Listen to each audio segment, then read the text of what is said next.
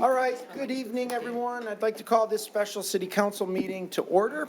Please stand with me for the Pledge of Allegiance and remain standing for the invocation.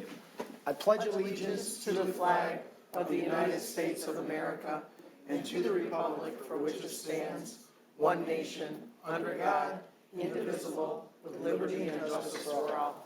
Dear God, please bless our elected officials, grant them courage and wisdom to do what is right for all citizens. Amen. Amen. Thank you, Ms. Barr. Can we please have the roll call? Mayor Taylor, Here. Mrs. Sarowski, Here. Mrs. Koski, Present. Mr. Radke, Present. Mrs. Schmidt, Present. Mr. Yanes, Here. Mrs. Zarko. Present. Thank you, council. We need approval of the agenda. Mr. Mayor, Mrs. Koski. move to approve the agenda. Support. It's been moved and supported. Is there any discussion? No discussion. All in favor, say aye. Aye. Opposed? Motion carries. This is the second of our two budget workshop discussions. We have a number of topics we'll be discussing tonight, and for that, I'll turn it over to our city manager, Mark Vanderpool, who will MC from here. Mr. Vanderpool. Thank you, Mayor. I have the honor of introducing our speakers this evening, and I'm always pleased to do so because they do a great job putting their presentations together and preparing the budget. It takes months and months to get the budget, 6 months in all to get the budget prepared. And it seems like it's a never-ending process. So we enjoy making the presentations and hope you enjoy them this evening. And so, as you mentioned, this is the second hearing for our proposed fiscal year 2025 city budget. And like the first hearing, we have a number of presentations, and there's always plenty of time for questions and comments, not only from council members, but from the audience members as well. And Mayor and Council, please be reminded that if you have any budget amendments that you'd like to make, we really have to have them this evening, and you would have to vote on them this evening so we can get them incorporated into the final budget adoption in May. So at this point, as is customary, we start out with our Budget and Finance Director, who will provide an overview of the departments under consideration this evening, and then we'll move on to our other presentations. So Jennifer Varney will lead us off. Thank you, Mr. Vanderpool. Good evening, Mr. Mayor, Mr. Koszubski, members of council. So tonight we're going to continue our budget workshop. And we're going to talk about Parks and Rec, City Development, Community Relations, Public Works, and the Water and Sewer Fund. So the Parks and Recreation is a special revenue fund, and it has its own revenue sources. Revenues for 24-25 fiscal year total about $10.6 million, and nearly half of the revenue comes from the Recreating Recreation millage, and that will collect about $5.2 million this year. The next largest source is a transfer from the general fund at about $3.2 million. And so the general fund continues to fund the Parks and Rec expenses that are not related to the Recreating Recreation millage. The fund also receives revenue from fees such as baseball and softball leagues, recreation classes, splash pad admissions, and ice skate rental. The proposed budget for the department is $10.7 million. Personnel costs are the largest expense at $4.2 million, and the debt service on the bonds to fund the Recreating Recreation improvements totals about $3 million annually. Expenditures in this fund increased $300,000 or 2.9%. A cost-neutral plan to perform some of the contractual services in-house will involve the hiring of 2 park maintenance mechanics, but will be offset by contractual savings. An open supervisor position will be replaced with a marketing specialist to promote Parks and Rec activities and programs. Capital purchases include the creation of an ADA-compliant path at Donovan Park, disc golf at Puffin Park, the replacement of the scoreboards at Baumgardner, and the purchase of vehicles and equipment related to the assumption of the contractual services I mentioned earlier. Additional projects funded include the ongoing trail replacement plan, replacement fencing at Imus Park, the repair of the Nature Center Bridge, and parking lot repairs at Baumgardner. So now back to the general fund, which as a reminder totals $125.7 million. Tonight we're going to cover city development, community relations, and DPW. City development includes 5 departments: building, engineering, planning, neighborhood services, and economic development. The office has 32 full-time and 20 part-time employees.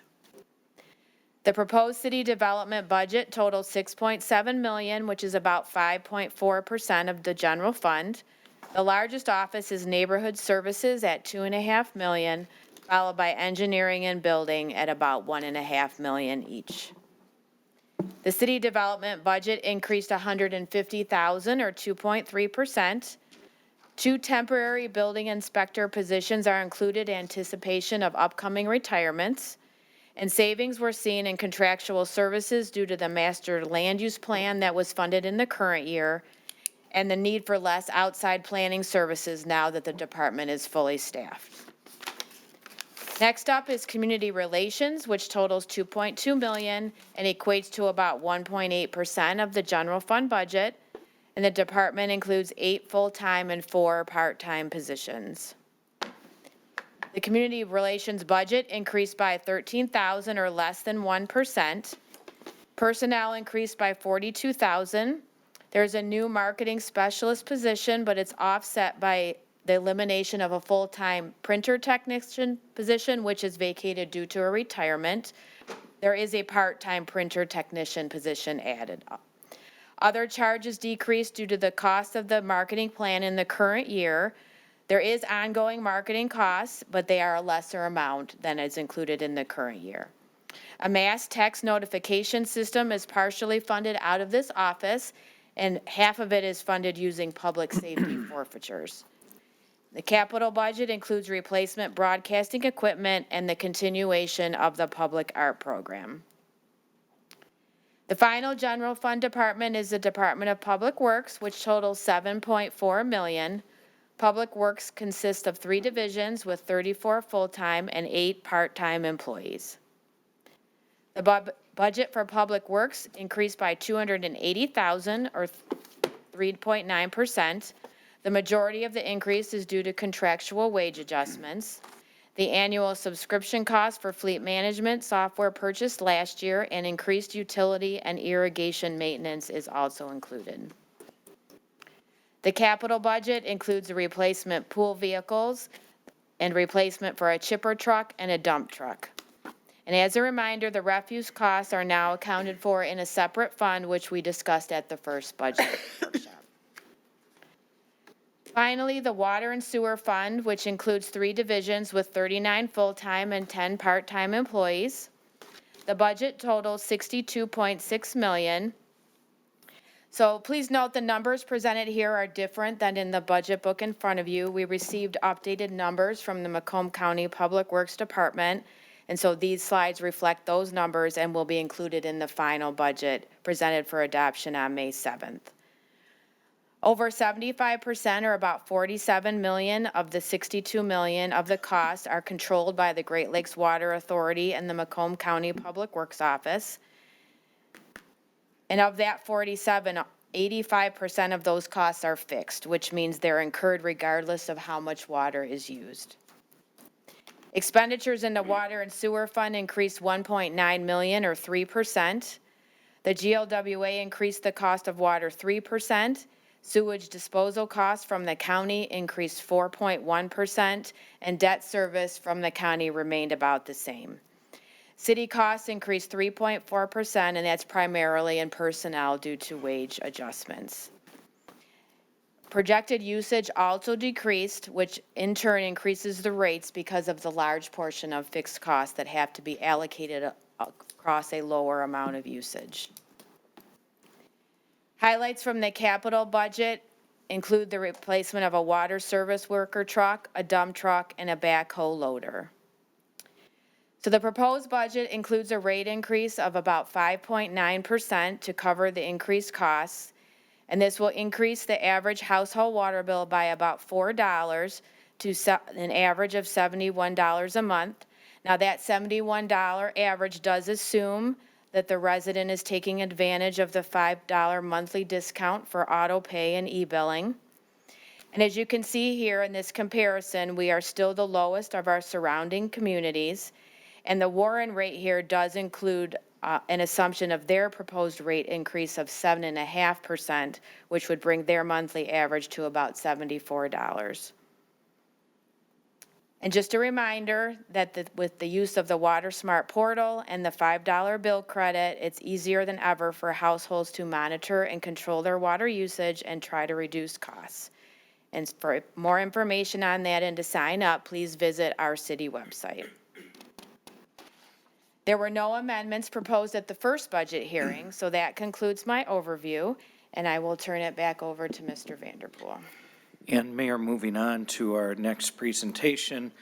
Recently, the City Council approved the Visioning 2040 plan, which now replaces our Visioning 2030 plan, and this will guide all the decisions we make over the next 15 years.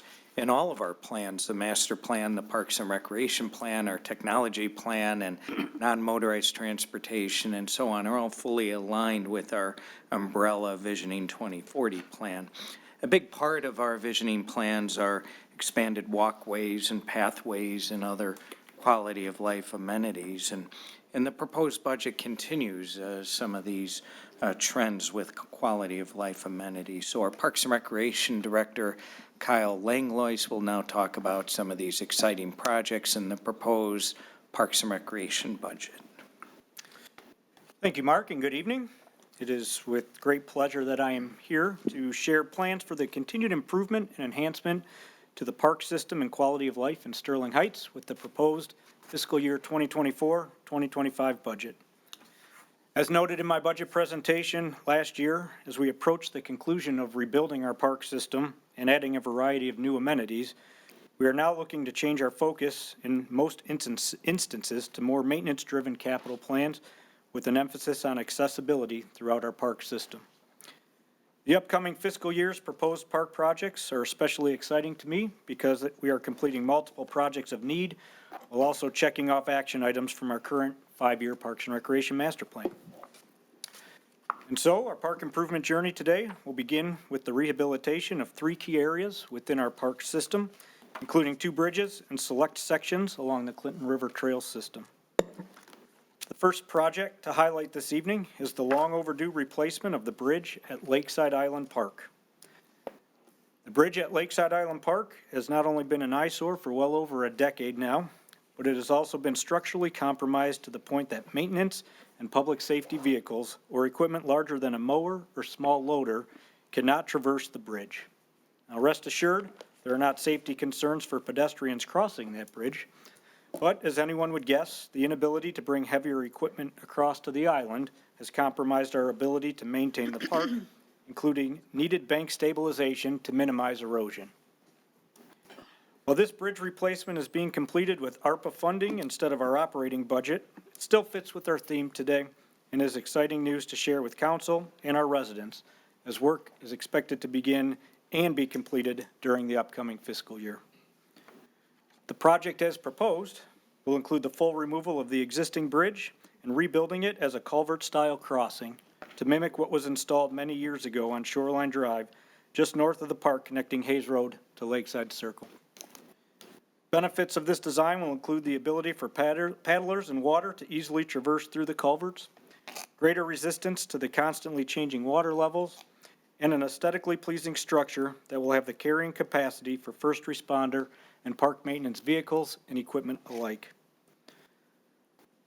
The second part of this project's plan is to utilize natural materials to stabilize and minimize erosion.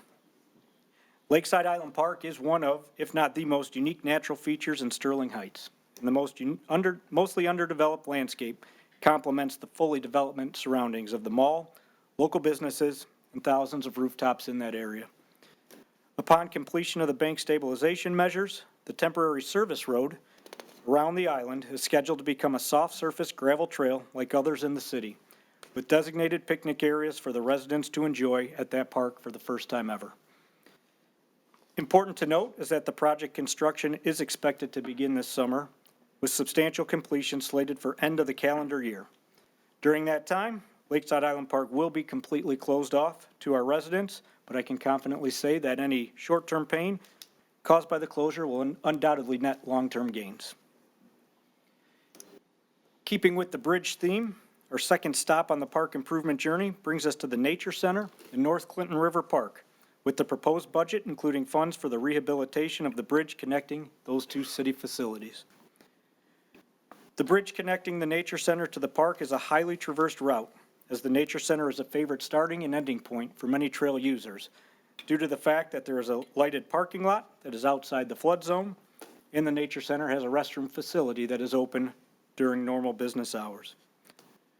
The bridge is also used for countless offerings coordinated by the Nature Center staff, including themed seasonal walks, school field trips, special events like the annual campout and mother-son event. Now, admittedly, this rehabilitation is not nearly as eye-catching as the previously shared project at Lakeside Island, but the purpose is right on par. In this instance, the top part of the bridge, as everyone sees it, will look almost exactly the same, with replacing the surface planks as the main work being completed to what we all generally see. In turn, the significant piece to this rehabilitation project is to repair and stabilize the superstructure and support beams underneath the bridge, like what you see circled in the bottom photo. I want to again reiterate that the bridge as it stands is not deteriorated to the point that it would collapse into the river, but it has now reached a point where we have to address the concerns before it does get too far gone. The necessary repairs, which are projected to extend the lifespan of the existing bridge for another 15 to 20 years, is set to begin this fall. During construction, this bridge will be inaccessible to trail users, but residents and visitors wishing to access the trail can do so in North Clinton River, Farmstead, Donovan, Dodge, and South Clinton River parks. Before moving on, I would also like to extend my gratitude to the engineering department, whose expertise in taking the lead on both bridge projects presented today is much appreciated. Staying on the Clinton River, in the trail most specifically, and also in the vicinity of the Nature Center Bridge, the next rehabilitation project of note is the ongoing repair and replacement of deteriorated sections of this very popular city and regional amenity. As we are finishing up work on the trail in the current fiscal year, spanning from Farmstead to Donovan Park, and I have to report that it did just get paved this week, so we'll be opening that back up shortly. We have found that the next highest priority section for replacement is a spur located just north of M53 and inside North Clinton River Park, affectionately known as the P-Loop. At approximately 2,600 feet, or 0.5 miles, this section has glaring issues that need to be corrected for the safety and enjoyment of trail users, and work will include pulverization of the existing path, reshaping and widening to at least 10 feet wherever possible, compaction, and resurfacing. A bonus to this section getting completed is that we will also be able to keep the main line of the trail mostly open for use during this construction period. If there are any remaining funds after bidding out this section, our goal will be to complete other small repairs or replacements of sections to take advantage of a contractor already being mobilized and out on the trail. This section, when added to the current fiscal year's project, equates to about 1 mile of resurfacing that has been completed in just a short time with our recently approved annual allocation.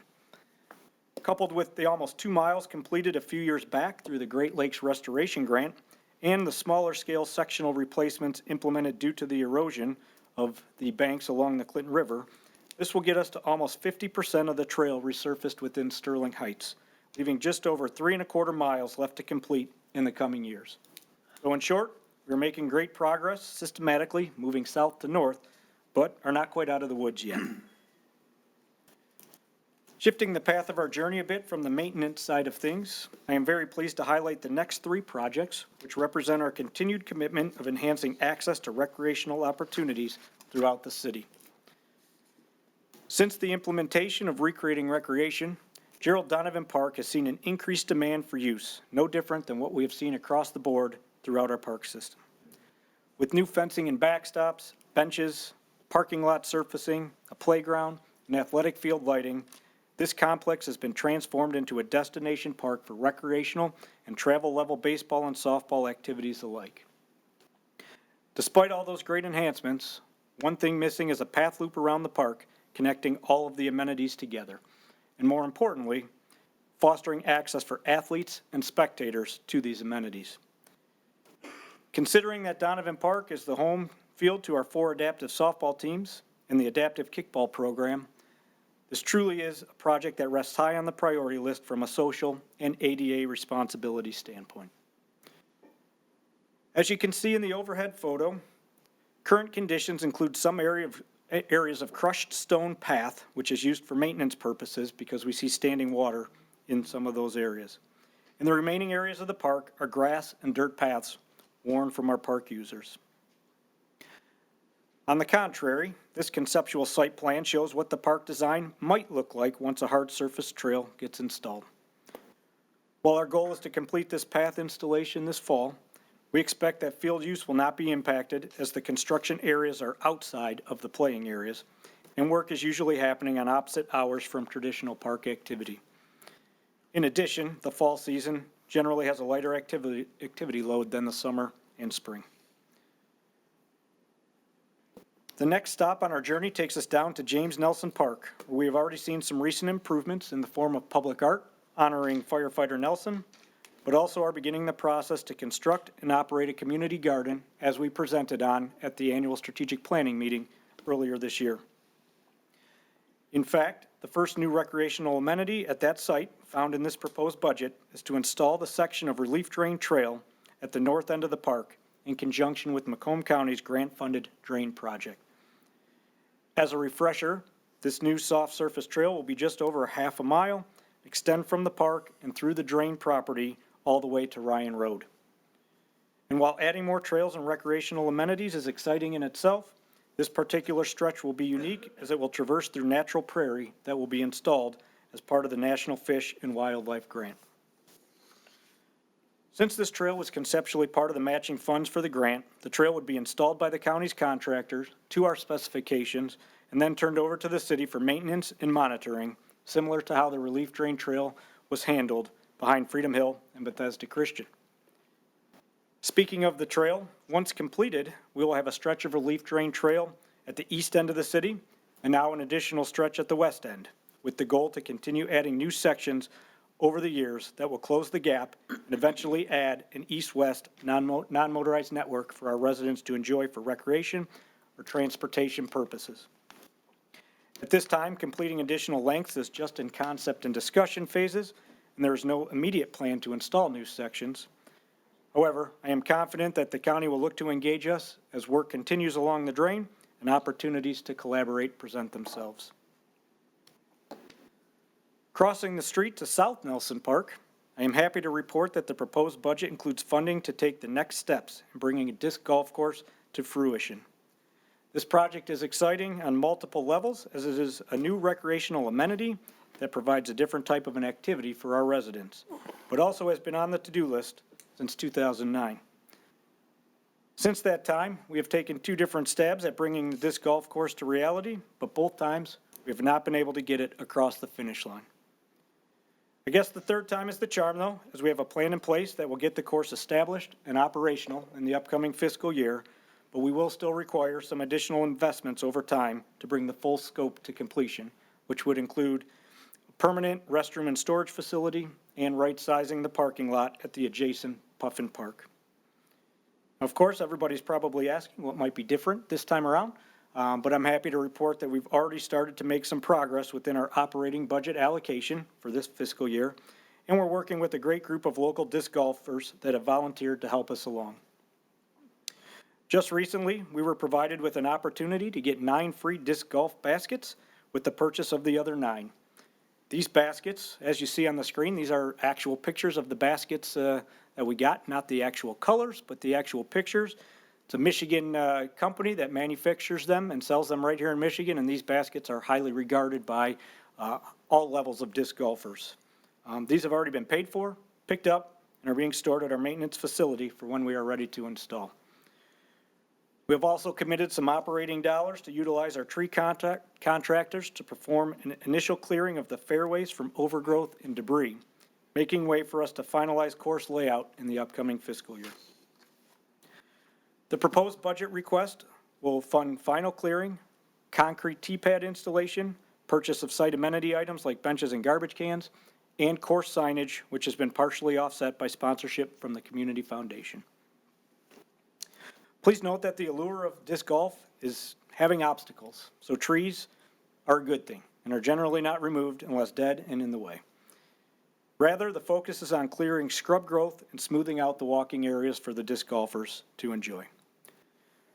Before I close my presentation, I would like to recognize our volunteer team of Aaron Mellitz, Mike Hart, and Dan McMillan, who have been given their time to collaborate on design and implementation of this course. The design you see on the screen is an efficient design utilizing the available space and taking into account unresolvable obstacles and city concerns. Given the available space, the design will include 9 tee pads, with each tee pad servicing 2 holes, getting us to our 18-hole course. Once completed, this amenity will be a nice recreational level disc golf course for our residents and visitors to enjoy. In closing, the upcoming fiscal year is shaping up to be another busy and productive year of growth for the Parks and Recreation Department. I want to thank the City Council and City Management for continuing to instill your trust in our department to expand and provide more opportunities for residents to gather and enjoy their leisure time. We're excited to take on the challenge of adding new amenities while making sure that we continue to sharpen our focus on preserving and maintaining the top-level parks and facilities throughout the city.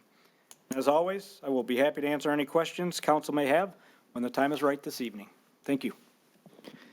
And Mayor and Council, just when you think our parks can't get any better, you can see that they are. So it's a real challenge every year to raise the bar, but our Parks and Rec Director and his team do a great job doing just that. I'm really excited about our next presentation, which is centered on roads, and I'm really proud of the commitment to road funding that the Mayor and City Council has made over the years, especially the last 7 or so years. We have had an unprecedented amount of road construction throughout Sterling Heights, as many of you have experienced with some of the construction delays and congestion and so on, but it's well worth it. And when we improve a road now under our Visioning 2040 guiding principles, we do more than simply replace the pavement. We build it to bigger and better standards.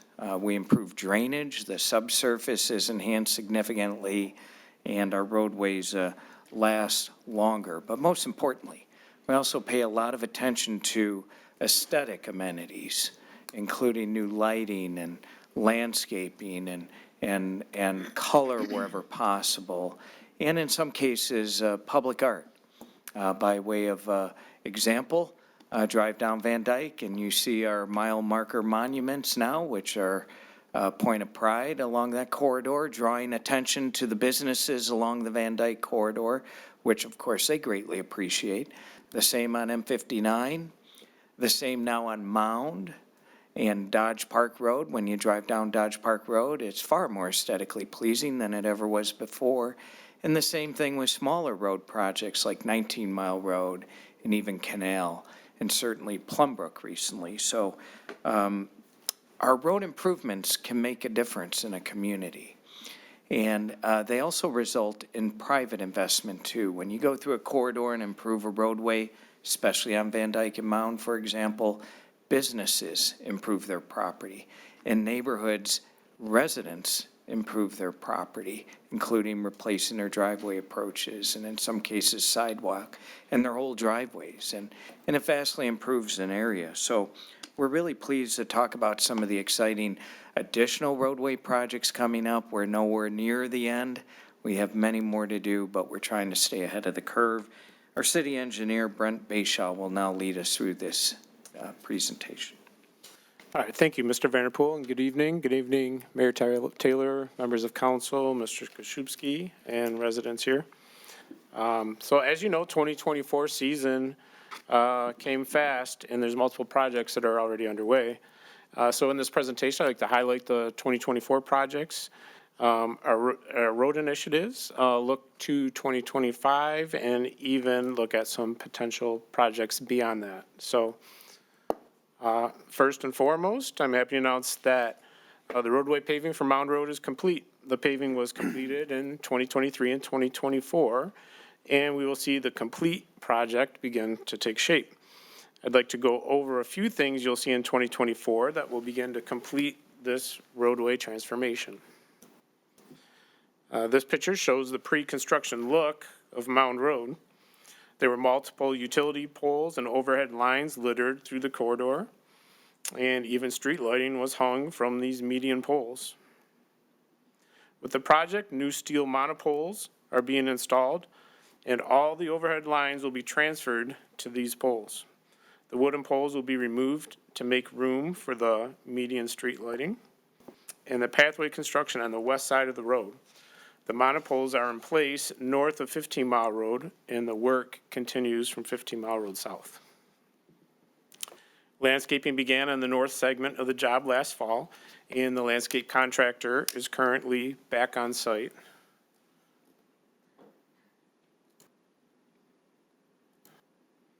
Better, thank you. So the landscape contractor is back on site, continuing with his landscape plannings. Also installed are all the monuments. These monuments will be uplit and begin to take shape as an artistic feature with the surrounding landscaping as a symbol of the great economic impact of the corridor and the people that make it go. This is a corridor that impacts the entire nation with its heavy automotive and defense facilities, and it directly employs 37,000 jobs and provides $2.8 billion in earnings. Also, as part of the Mound Road project, you'll notice new decorative fencing. These two locations are at the bridge over Plumbrook Drain and the Sterling Relief Drain.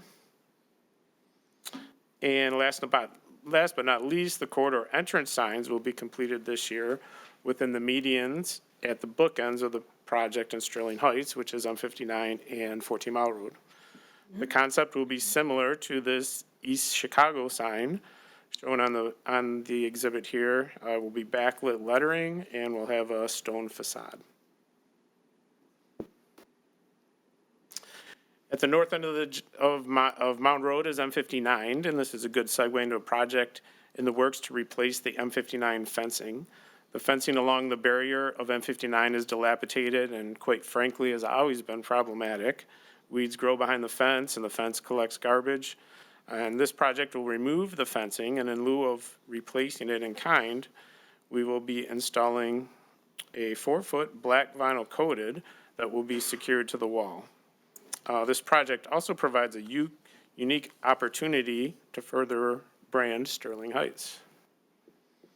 Many communities, such as Oak Park and Auburn Hills, have used freeway fencing or railing to advertise their city. And the city will be looking to include the same with this fence project. The location that makes most sense is at Mound Road and the Dobie Road intersection. The ground view of this location is shown on the left, and the top view of the same location on the right. And this intersection is traversed by well over 100,000 vehicles per day. The fence concept would be to provide a decorative element at the rail at this location. The panels are built out of miniature Sterling Heights logos, while the Sterling Heights will be viewed by northbound vehicles. And additionally, the Sterling Heights logo will be viewable from vehicles traveling eastbound on M59, shown in the bottom right picture. Also beginning in 2024 will be the Adobe Trail installation. After receiving a planning grant and studying the trail, a construction grant has been received, and the project will soon come to fruition. The project will tie into the Iron Bell Trail on the east side, and moving west will tie into the Mound Road Trail, which runs all the way down to 696 in Warren. And on the west side, the trail will continue from Mound Road to Ryan Road and tie into the Ryan Road sidewalk network. We'll continue west to DeQuinder and tie into the DeQuinder sidewalk systems, and also tie into the Nature Preserve Trail system. At DeQuinder, the trail will also tie into Shelby Township to the north and Rochester Hills to the north, and Troy's network to the west. So Adobe Trail is certainly a high-impact trail that will connect many non-motorized systems and provide residents numerous mobility options. Another project that we finished up in 2024 is Plumbrook Road. The winter work was complete, which entailed traffic signal completion and street lighting enhancements. And in the coming weeks, looks for the bike lanes to be completed and open for use. Another 2024 project that began this winter is the 17-mile road bridge reconstruction. The drain work is complete, as well as much of the pier work. And actually, the beams are on site as well now. But this view is standing east, or standing at 17-mile road looking east. So not quite what we're used to. But the project is on schedule for a late June, early July completion and a reopening of the roadway. Raven Drive is a multi-jurisdictional project that will begin in May of 2024 and last into the fall. Along with the needed roadway improvements, the project will include sidewalk gap construction at the highlighted areas, both in Sterling Heights and Clinton Township, which is part of the project east of Hayes. 2024 project on M53 began this winter as well. There are 10 bridges on M53 between 18 Mile Road and M59 that are being constructed or reconstructed. Currently, southbound M53 is closed, is allowed for the construction of those 5 bridges on that stretch. And it's estimated in late May, the southbound work will be complete and reopened to traffic. And at that time, bear with me, Clinton River Road Bridge will be closed for reconstruction, and that will last into August. And upon completion of that bridge, northbound M53 will be closed to allow for those bridge reconstructions. So it's a very large project. But this project also includes 2 key sidewalk gap constructions, one at M59 and one at Clinton River Road. And the Clinton River Road sidewalk will close the gap from 19 Mile Road to Henry Ford II High School. Sidewalk will be placed on the bridge, and it will be available to pedestrians and other users for the first time. As a safety measure, the sidewalk on the bridge will be separated from vehicular traffic with the barrier type shown here. Another exciting project is the reconstruction of Edison Court. This is part of the ITC pathway project. So Edison Court is located off Clinton River Road, just west of Shaner. Edison Court is unique is that it's used by many trail users as an ingress point to the Dodge Park trail system. This trail system is also known as the HCMA Trail, as we call it, Iron Bell, and part of the Iron Bell Trail. It's part of many different types of trails and connections. So the ITC Trail Project will connect to the trailhead at the end of Edison Corridor, so it's important to consider these impacts when designing the new Edison Court.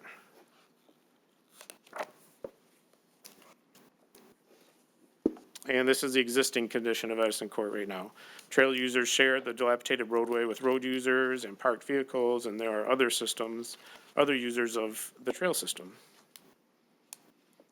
So the new design will create a brand new asphalt roadway and a separated asphalt pathway that connects to the trailhead. On-street parking will be provided along with a curb bump out to provide for adequate vision for users of the roadway crossing. And stormwater management practices will be installed with trees and bioswale materials shown on the right side of the picture. And lastly, an artistic opportunity will be created within the island as open space in the island of the cul-de-sac. 2024 we'll see our pedestrian safety efforts continue. But first, I'd like to reflect back on 2023 improvement on 15 Mile Road east of Ryan. This location was identified in a study that many pedestrians were crossing the roadway here daily, as shown on the picture on the left. So the picture on the right highlights our 2023 improvements to the same area and includes a mid-block crossing. And it's designed with a pedestrian salvage island along with push-button strobe crossing signals. In the summer of 2024, a pedestrian safety project will begin on Dodge Park Road, focusing on the 2 sidewalk crossings in front of Stevenson High School. This is a joint project with Utica Community Schools. The first part of the project will be to eliminate the on-street parking in front of the school frontage. Standing on the sidewalk ramp, it's easy to see that the line of vision between the vehicles and the pedestrians are blocked by parked cars. On the picture on the left, this vehicle was being obstructed by the parked car and shows how the blocked line of vision creates a hazardous situation for pedestrians crossing the street here. Another improvement that will be the installation of these push-button strobe pedestrian crossings at both locations. And these will be new to the cities. They have the illumination feature as well every time the button is pushed for crossing. Another pedestrian safety improvement will be made in 2024 at the 4 pedestrian crossing locations at Utica Road and Dodge Park across the city's frontage of the city campus and Dodge Park itself. And I'd like to now move forward and discuss some future projects. So the reconstruction of Clinton River Road will begin in 2025 or 2026, and it will be a $10 million transformational project, 80% funded by a congressional funding package. The multimodal project will look to include green infrastructure, safety improvements, and non-motorized transportation improvements, and this could include sidewalk, trails, bike lanes, all the multimodal stuff. Key destinations on the route include Henry Ford II High School, multiple parks, including Donovan Park, Farmstead Park, and the HCMI Trail. There'll be new sidewalk. The new sidewalk over M53 highlighted earlier will be tied into this project, as well as the ITC corridor path and Edison Court improvements highlighted earlier as well. 17 Mile Road resurfacing is a 2025 federal aid project. It involves providing new asphalt surface from Mound to Van Dyke, and we will look at various other improvements with the project, including sidewalk construction, new guardrails, possible fencing, and railing replacement, and street lighting upgrades. 18 Mile Road will be resurfaced in 2025 from Utica Road to Mound Road. This will include some bridge work on the bridge over the Chrisman Drain west of the railroad. 14 Mile Road will be resurfaced in 2025 between Van Dyke and Maple Lane, and the project will include adding greenery to the paved medians on the west side of the project. Dobie Drive from Ryan to Road to M59 crossover will be addressed in 2025 as well. Also in 2025, the Hayes Road Bridge over the Clinton River will be reconstructed. At this point, I'd like to conclude the presentation. I'd like to mention a few future year projects. An exciting future year project is the reconstruction of Metro Parkway between Van Dyke Road and Mound Road. The project went through a detailed study in 2023, including public participation efforts, and now the project is in its funding phase, and an application has been made for 2027 funds for a $65 million transformative project. Geometric improvements are planned, as well as non-motorized improvements, green infrastructure, and a reimagining of the service drives. Also, thought has been put into what defines Metro Parkway as a corridor and how is it branded. As Innovate Mound highlighted the importance of industry, what highlights Metro Parkway? Certainly the road leads to Metro Park, a large regional asset. It leads to waterways of the Great Lakes, so could this corridor be branded as such? This is an artist's interpretation of what could be done with this roadway and highlight the story of the corridor. So stay tuned for news and hopes of project funding. Lastly, another potential future year project is the revamping of 14 Mile Road and Van Dyke intersection. The intersection has an open canvas for an aesthetic improvement. Shown here is the west side of the intersection, and as you can see, the landscaping is half dead or overgrown. and blocking the water feature. So some concepts on the west side of the intersection would be to open up the front of the pond, replace the back perimeter, the back landscaping of the pond, provide a water feature, moving the lettering to the middle of the pond, and the signage could be lit up, similar to this example on the bottom left or bottom right of the slide. So this project is not yet funded, but the city's hoping to finance it through philanthropic partnerships, and will also that will also clean up the east side of the intersection.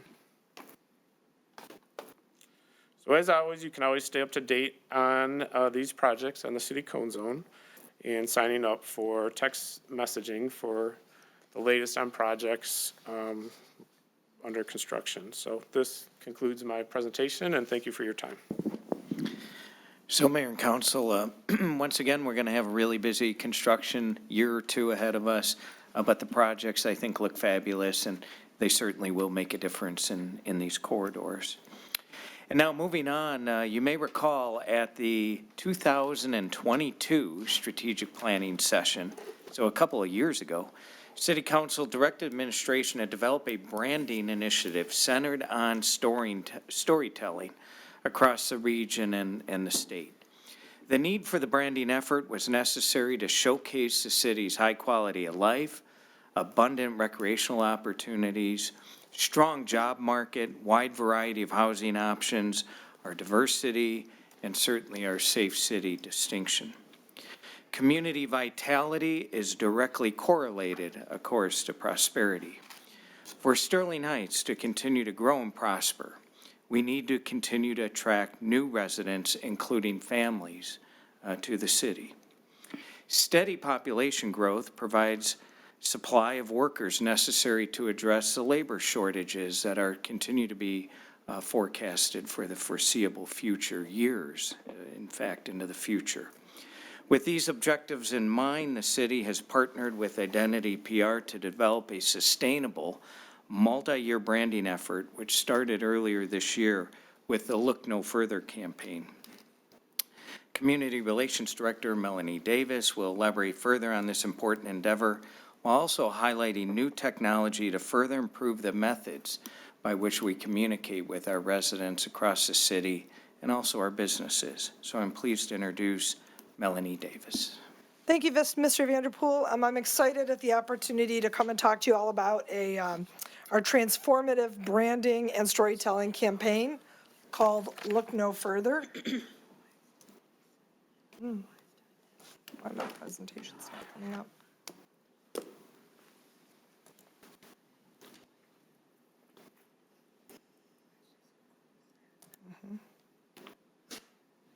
Okay, go back into that one. Thank you. There we go. Now I'm excited to talk to you about a transformative branding and storytelling campaign called Look No Further. If you'll recall, a couple of years ago at our strategic planning meeting, City Council requested that we engage in a creative branding and storytelling campaign to kind of help put Sterling Heights on the map.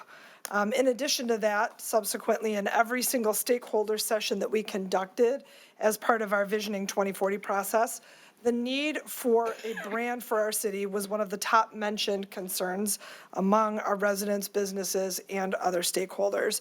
So it appeared that, stakeholders wanted to show potential residents, visitors, and businesses what our community is about through the eyes of those who are already here and love where they live, work, and play.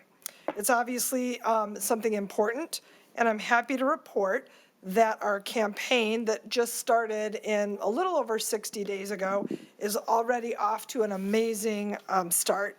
So I have some exciting metrics that I'm going to share with you from the campaign, but suffice to say that our potential residents, visitors, and businesses are engaging and paying attention to us at a very elevated level already. This first phase of the campaign is really all about awareness. And so we are just in the very initial stages of changing our narrative and leaving a lasting mark in our community about the city of Sterling Heights.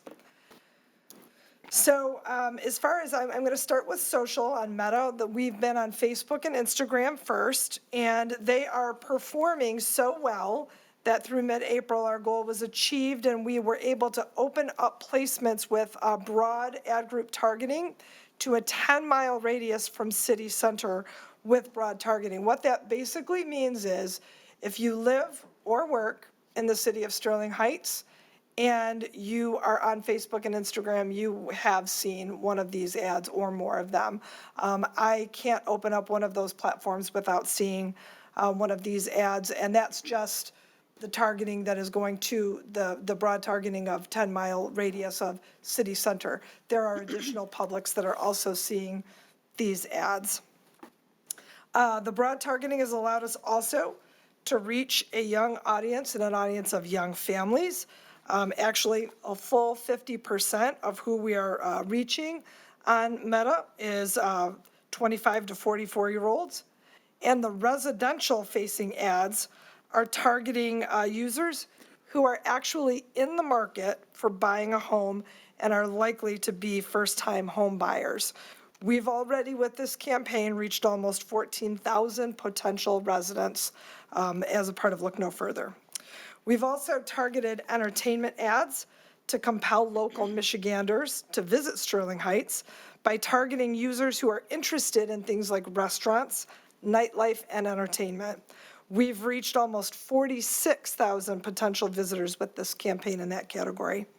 And lastly, we've targeted to large and small business owners who are C-suite executives to make them aware of how they can grow their business in Sterling Heights. And we've reached almost 15,000 business executives with this campaign. So that kind of gives you a little bit of an idea of who we're targeting and who's seeing this campaign. As far as social metrics, again, the key is really here. There's a lot going on this page, but I'll try to highlight some of the most important things. The first is because this the key aspect of the campaign so far is awareness, impressions are really key.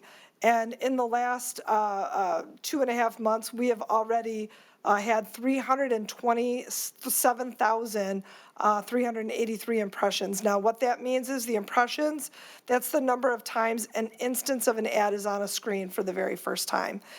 For an example, if an ad is on a screen and someone scrolls down and they pop back up to the same ad, that counts as one impression. So we're doing very, very well there. The other key thing I wanted to point out are page engagements. If you look at up at the top, you'll see engagements are 12,132. That is a combination of all the individual engagements for individual posts. But if you look at page engagements, that's 22,000. What I'd like to point out about that is that total page engagements are basically actions that are taken on our city-owned social media pages that are a result of these ads that we are placing.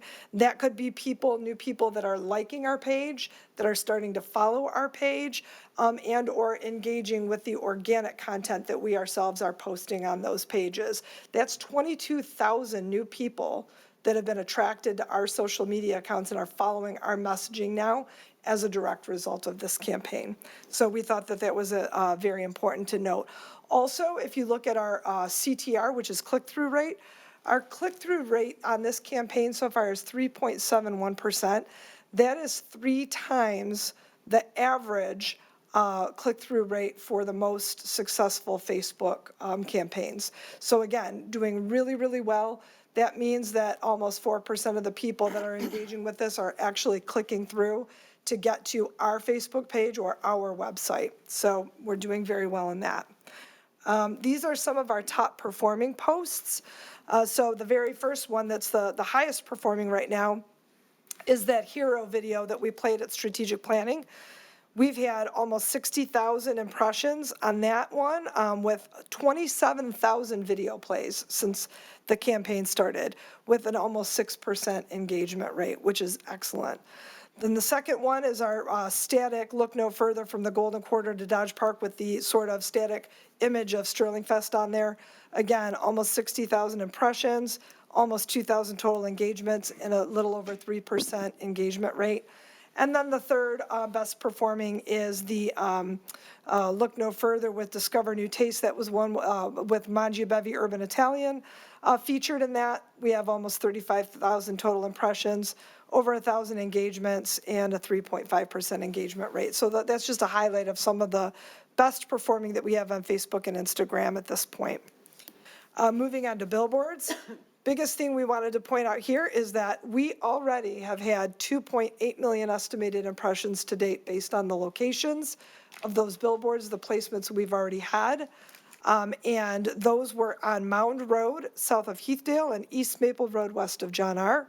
So 2.8 million estimated impressions. That means, again, with this campaign being all about awareness right now, that's a lot of eyeballs on our message and our logo and information about our community. What we have coming up next, 4 new billboards at 696 west of DeQuinder, M59 west of Cass, 75 south of 13 Mile, and we will also have multiple running concurrently. So what we're really trying to do is expand our geographical footprint and frequency with more places running concurrently so that we can reach more commuters in key areas and really have that goal of that sort of feeling of we are everywhere. So no matter where you might be driving in the metro area, you're going to run across one or more of these billboards. As far as radio, right now our metrics are that we have had 46 total on-air 15-second spots. We've had total unique over-the-air listeners of almost 500,000. So almost 500 unique listeners have heard that message for Look No Further about Sterling Heights on air. And we've had over almost 225,000 total 30-second streaming impressions. Where we are going from here is that we plan on doing more 30-second over-the-air spots featured during the morning drive time with live reads. And then in addition, because we've been so successful here, we've wanted to expand on that. But also what we plan on doing is adding Pandora and Spotify to the mix. We know that not everybody listens to their radio stations on traditional radio. A lot of people are listening to music nowadays on Pandora and Spotify and streaming services. So we want to make sure that we're capturing that group of people as well. Again, great demographics too. The radio that we've done so far, we're showing that we have a nice group of 25 to 44-year-olds that we're hitting, and 44% of that listening audience are married with at least one child under the age of 18, with a 9.2 billion spending power. So again, we're really trying to target those potential residents and potential families who are looking to find their new home. So the most recent exciting addition to the Look No Further campaign is our sponsored content on Detroit News and Detroit Free Press. So if you look at this image here, what you'll see is when you hit the Detroit News and the Detroit Free Press homepage, they have their content on there, and then they'll have like different sections where they'll have more stories for you to read. If you look down there, you'll see under more stories, you'll see Sterling Heights launches storytelling campaign. That's where our sponsored content is. The estimated impact that we will see out of the sponsored content is over 1 million impressions. They expect that we'll have over 2,000 average reads and nearly 2,000 average unique reads. Again, with a 4% average click-through rate, and then a 1.67% Facebook click-through rate. What that difference is the 1.67% Facebook click-through rate is because in addition to having the sponsored content on their website, they will also be providing us posts on their social media pages as well. So, this format really is helping us tell our story to the very loyal readers of the DetroitNews.com and Freep.com. And this is what it looks like when you click into that story. So you'll see how it appears. And then if you note that our ad also runs alongside, so they're clicking through, people are clicking through, they're seeing this article, and then they're also seeing the ad alongside of that. So it's kind of a twofer, and then we get the social media posts as well. One thing I thought was important to mention is on our website, we're noticing since we started this campaign, a significant increase in traffic to our website. We normally average about 238,000 page views on our website in a given month. And right now we are on track to average about 270,000 page views. So that's about 30-some thousand more people that are coming to our website every month since we started this campaign. The other thing that I thought was really interesting is that we have seen on our website since this campaign 305,000 new visits to our website. That's a huge number for first visits to our website. And the other interesting thing to point out is that the visits are coming from people who live in cities like Detroit, Clinton Township, Grand Rapids, Warren, Shelby Township, even New York, Atlanta, Troy, Michigan. So these are people that are not necessarily residents, but they're hitting our website now as a result of this campaign. They're coming to look at the content that we have here. So what can you expect to see in the coming weeks? So the other expanded coverage that we're going to have is we're going to be moving into YouTube video portions. So you'll see shorter video content that's very easily digestible, and that's going to be on YouTube. We'll have newly developed creative. As a matter of fact, I just saw it come through before this meeting on LinkedIn. So again, we're going to be reaching that business, that economic development type audience on LinkedIn where those people are. And we are going to continue to expand the content that we are putting on our current successful platforms. What we can expect in the next fiscal year, as we move forward with the new the Look No Further campaign, we will be doing additional branding for districts like the Golden Corridor, the North Van Dyke Avenue Corridor, the Sterling Innovation District, and we'll also be doing additional content creation and capturing additional stories and doing more creative. We will be looking at doing really unique activations like video captures at Sterling Fest. We talked about having a booth where people that are coming to these big events can kind of walk into almost like a photo booth and capture a 30-second video about what they love about our community. And then we can capture that content and use it in future elements of the campaign. We will also be looking forward to doing continued evaluation and making sure that we are leveraging the most successful content, channels, and platforms. So in closing, it's just important to remember, I think, that this campaign is what is getting people to pay attention to us. And because this first phase is all about awareness, that's really, really important. But what people are taking away from the campaign is, I think, the most important, and that is the name of our community and the stories of those who love us that create that emotional connection to place and then make others want to be a part of that emotional connection too. We're just getting started. I think the numbers that we've presented tonight kind of speak for themselves, and I'm really excited to see what we can do with future aspects of the campaign when we leverage that change in our narrative to result in new families and new businesses choosing Sterling Heights as their home. I'm happy to answer questions at the appropriate time, but I would now like to introduce our Marketing and Communications Coordinator, Marissa Russo, to tell you about another exciting new tool that is going to positively transform the way we connect with our residents. Thank you.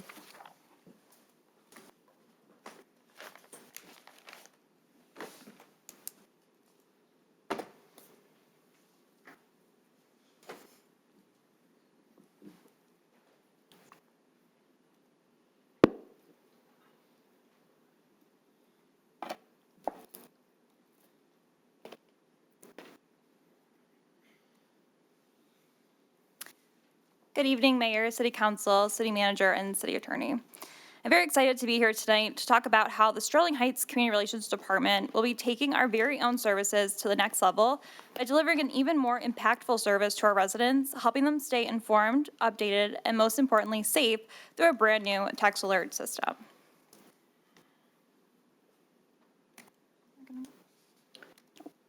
Sorry about that. We're having tech issues tonight. I wouldn't go to the next slide.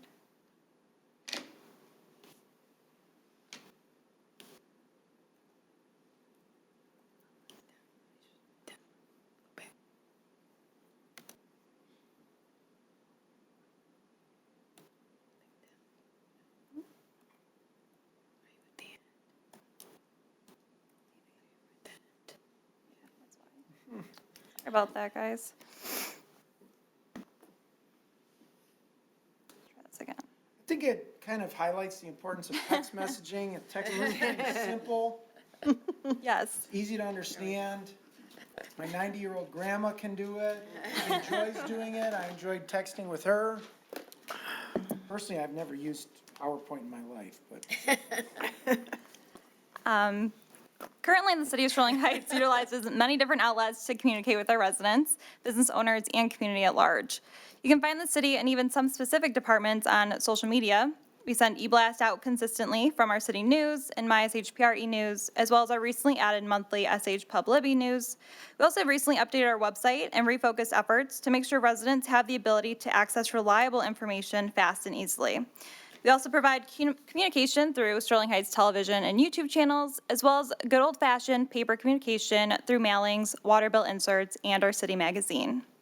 But we know that technology is changing, and the way people consume information is changing as well. And as we have optimized the various channels previously mentioned, we can tap into another platform that can guarantee communication in times of need and provide our community with another avenue to receive quick and easy information about their city. Text communication is not necessarily new. I'm sure many of you have sent at least one text today, especially to your 90-year-old grandma. And why? Because it was the easiest, fastest, and most convenient way to send someone a message. By adapting a dedicated text system, we can build a stronger relationship with our community through the direct communication it will provide us and to a much wider and inclusive audience. Text communication will also give us the ability to send short and easy to consume information as well as immediate alerts.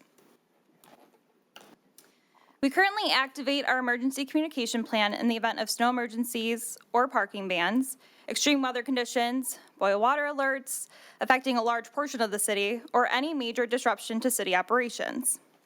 But with a dedicated text alert system, we can keep our residents even more informed through the ability of geo-targeting technology in the case of boil water advisory or a mass power outage like we experienced this past winter. We'd have the ability to communicate out important information to help keep our community safe in any situation, as we would have the ability to send a message to anyone who has a cell phone registered in Sterling Heights. Also important to note that new technology can also help us streamline our communication efforts by providing one platform that will allow us to push out communication to numerous channels, helping us get the information out to our residents faster and without the need to push out from a desktop computer. Users can also create accounts and select their language preference. The system will also allow us to select the language we would like our message to be translated to, giving us the ability to communicate to all. Through an SMS system, we also would have the ability to create more tailored communication for residents to tap into or choose to get updates directly to their phone on specific content, such as road projects and updates. While many may check our Cone Zone website for local road projects, a text alert system could give us the ability to update residents frequently on the roads they frequently travel on, giving quick updates on projects that may affect their daily commute. We also could provide mass notification on large city projects such as our refuse and curbside recycling program. Though we have been able to send letters and other communication to our residents, a text alert system would have allowed us to geofence our city and provide updates such as your carts are coming, or we could send notification next week to remind residents that they can begin using their new carts on May 1st. We also would have the ability to communicate out refuse delays due to holidays or yard waste start and end dates. We could also give residents the ability to select to get Sterling Fest updates such as midway ticket sales, registration is now open for the 5K, headliner announcements, or daily festival updates. We also would have the ability to send mass messaging for those in attendance if we were to need to. Last year, for example, we had weather forecasts that predicted a need to provide shelter. Thankfully, skies cleared and there was no need to send messaging out, but we could potentially utilize a text system for this type of event. And on that note, we have so many city events that residents could get the most up-to-date information straight to their phone, as well as reminders for special events. Take our Dodge Park Thursdays, for example. Not only could we provide traffic updates, but we could potentially provide parking updates, weather updates, and general information to those who love coming out to Dodge Park on Thursday nights. And of course, general city updates. We often have the need to communicate general city news to our residents. This could provide us a reliable solution to communicate out disruptions to services such as a splash pad or building closure, a water main break, or potentially our street sweeper updates. The options are endless.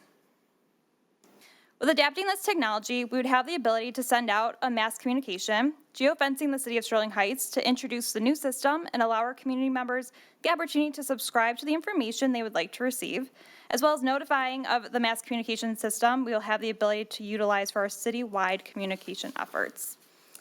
Adopting a SMS text alert system has the ability to enhance our public safety through the ability to notify residents fast and directly in the case of an emergency. And we can also take our communication efforts to the next level by providing our community with the information they need and want to know straight into the palm of their hands. Thank you. And Mayor, in conclusion, I just wanted to commend community relations because it worked really hard at finding new and improved ways to communicate with residents and businesses, and it's making a big difference. If you think about, just maybe 10 years ago, when we sent out regular mail and had to broadcast on our cable channel, now we instantly publicize information on social media and so many platforms. We can hit tens of thousands of people instantly. This new technology, we can hit many, many more and also target it in a very small way. So I really appreciate the way in which community relations is reinventing the way we communicate and market our community as well. And now our closer this evening is our DPW Director, Mike Moore. Of course, he's been engrossed in implementing one of the largest service changes in our city's history with our new universal curbside recycling program. So Mike's going to touch on that and also some of the other exciting projects in the DPW proposed budget. Thank you, Mr. Vanderpool, and good evening, City Council, City Attorney, and residents at home. Let's jump right in. As the City Manager had mentioned, we are on a roll. If you haven't received your cart yet, stay tuned because you soon will. We are transitioning the city refuse collection over to cart collection and also universal curbside recycling with a new contract with Priority Waste. So let's take maybe one step back. Why are we here? Well, here's a couple of pictures of why we decided to do that. Best management practices is cart collection. Industry standard is the cart collection. So before you see pictures of what we currently have, but not for too much longer. All the bags out at the curb. To me, I just see, a rodent food source, a lot of litter blowing down the street, and really unsightly. So the carts are going to have a much better look, reduce the rodent concern, and of course, all the litter and debris down the street. So we've done quite a job with our friends in community relations and working closely with the recycling partnership and Priority Waste and creating a lot of information. All residents should have received their We're on a Roll flyer for recycling and the flyer for refuse with a lot of great information on the front and the back. And this is the delivery team, so you can see they've been working through the community. We're about 80 to 85% through the community, delivering all of the refuse carts. And my, oh my, what a sight. What a big difference from this picture to this. So now we're going to be similar to all of our neighboring friends and communities. We're going to have cart collection, and it's going to turn out great, and it looks great already, even just being delivered. In addition to those flyers previously, those will also be included in a cart packet. This is part of the refuse cart packet, and there is a list of do's and don'ts for residents to be a slight education. And on the back side of that one for the refuse is a picture of cart spacing, 3 feet apart. Don't put underneath a tree so that the vehicles can grab the carts and load the cart.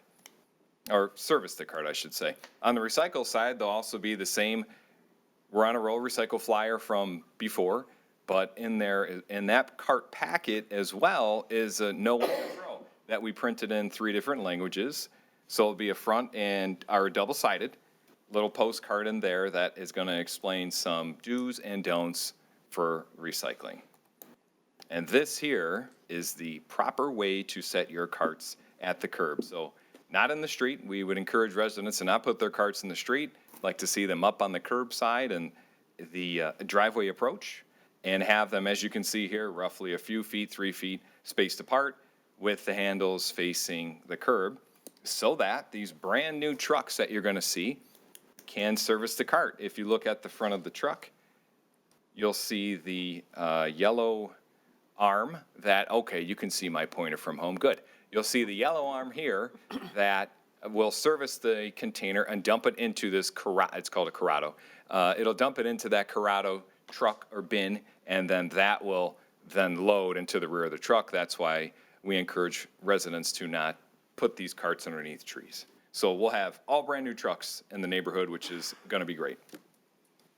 So let's move on to something a little different. We've talked about refuse and recycling for quite a while, but I'd have to say that our phones have been ringing off the hook, and it's been positive. It has been overwhelmingly positive over the last week. Now that the bulk of carts are coming out, we've been receiving great feedback. Residents have been saying, thank you, we're excited, it's about time. So very encouraging to hear all those great comments.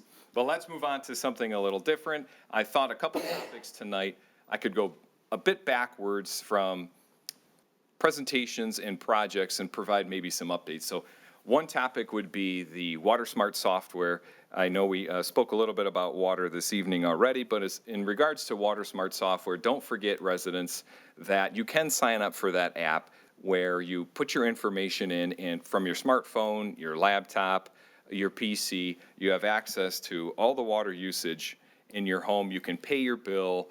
What you see here is just an example of a bill due $15.70. You can pay the bill from this app.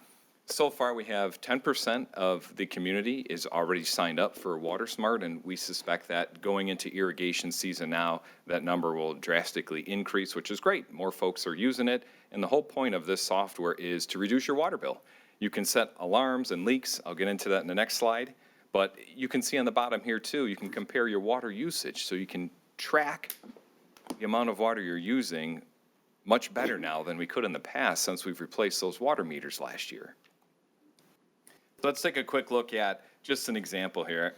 This would be someone's home that's a leak has been detected. They've set the alert, and now they're being notified of if you look at the top, continuous use detected from Sunday, April 7th at the 5 gallons an hour. It's 157 gallons that they've used that they're going to pay for. So, you know, some folks we know, they leave the state in the cold weather and they go to warm weather, and this would be very helpful for them to use this technology, and they would receive an alert of water usage when they're not home. So the below graph kind of gives a rough idea as an example of the dates and the times where water was used, alerting the resident to have that inspected, and potentially lower their water bill. In addition, another program that we started last year was the sewer and storm main cleaning. This is a this is a combination truck.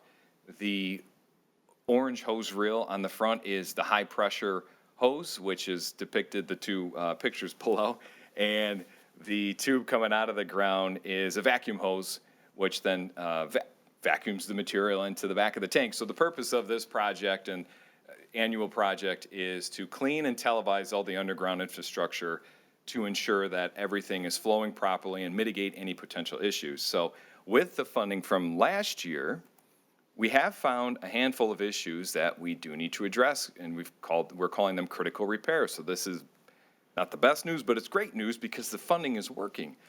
This picture here, you can see hydrogen sulfide has deteriorated the inside of the pipe. So you can see the rebar on the inside of the pipe on a 54-inch pipe on Dodge Park. So we have these specifications being created to make the appropriate repair here. Everything in red is lines that have already been cleaned and televised. A little bit of a hard to see map here, but if you can, everything in red is already done. Great news. Yellow is still to go. So these are some high priority areas that we still want to clean and televise, and some may say, well, hold on, why aren't my lines on this map, or what about other lines? Well, this is just for this year's project. Last year, we had a similar project where a lot of this stuff is already done. So we've addressed all the large diameter mains in the city, and these are the remaining large diameter mains that still need to be cleaned and televised. Another area we found with critical repair needed is a couple lengths of pipe here that have a longitudinal crack, as you can see on right here on the bottom right of the picture. The flow is below that crack, so it's not an emergency repair, as you can see the flow here. So it's not an emergency repair, but the point is the money we have is working. We're finding these, and this is specs are being created for this for critical repair as well. So you're probably wondering, what the heck do you guys pull out of these pipes? Well, here's a couple examples. Look at all that asphalt. Yeah, absolutely. That is going to impede flow. And somebody even lost their cell phone down in there. Look at that old flip phone. Jeez, that's been down there for a while. That's my 90-year-old grandma's. There you go. We found it. That's the old texting where you had a, yeah. So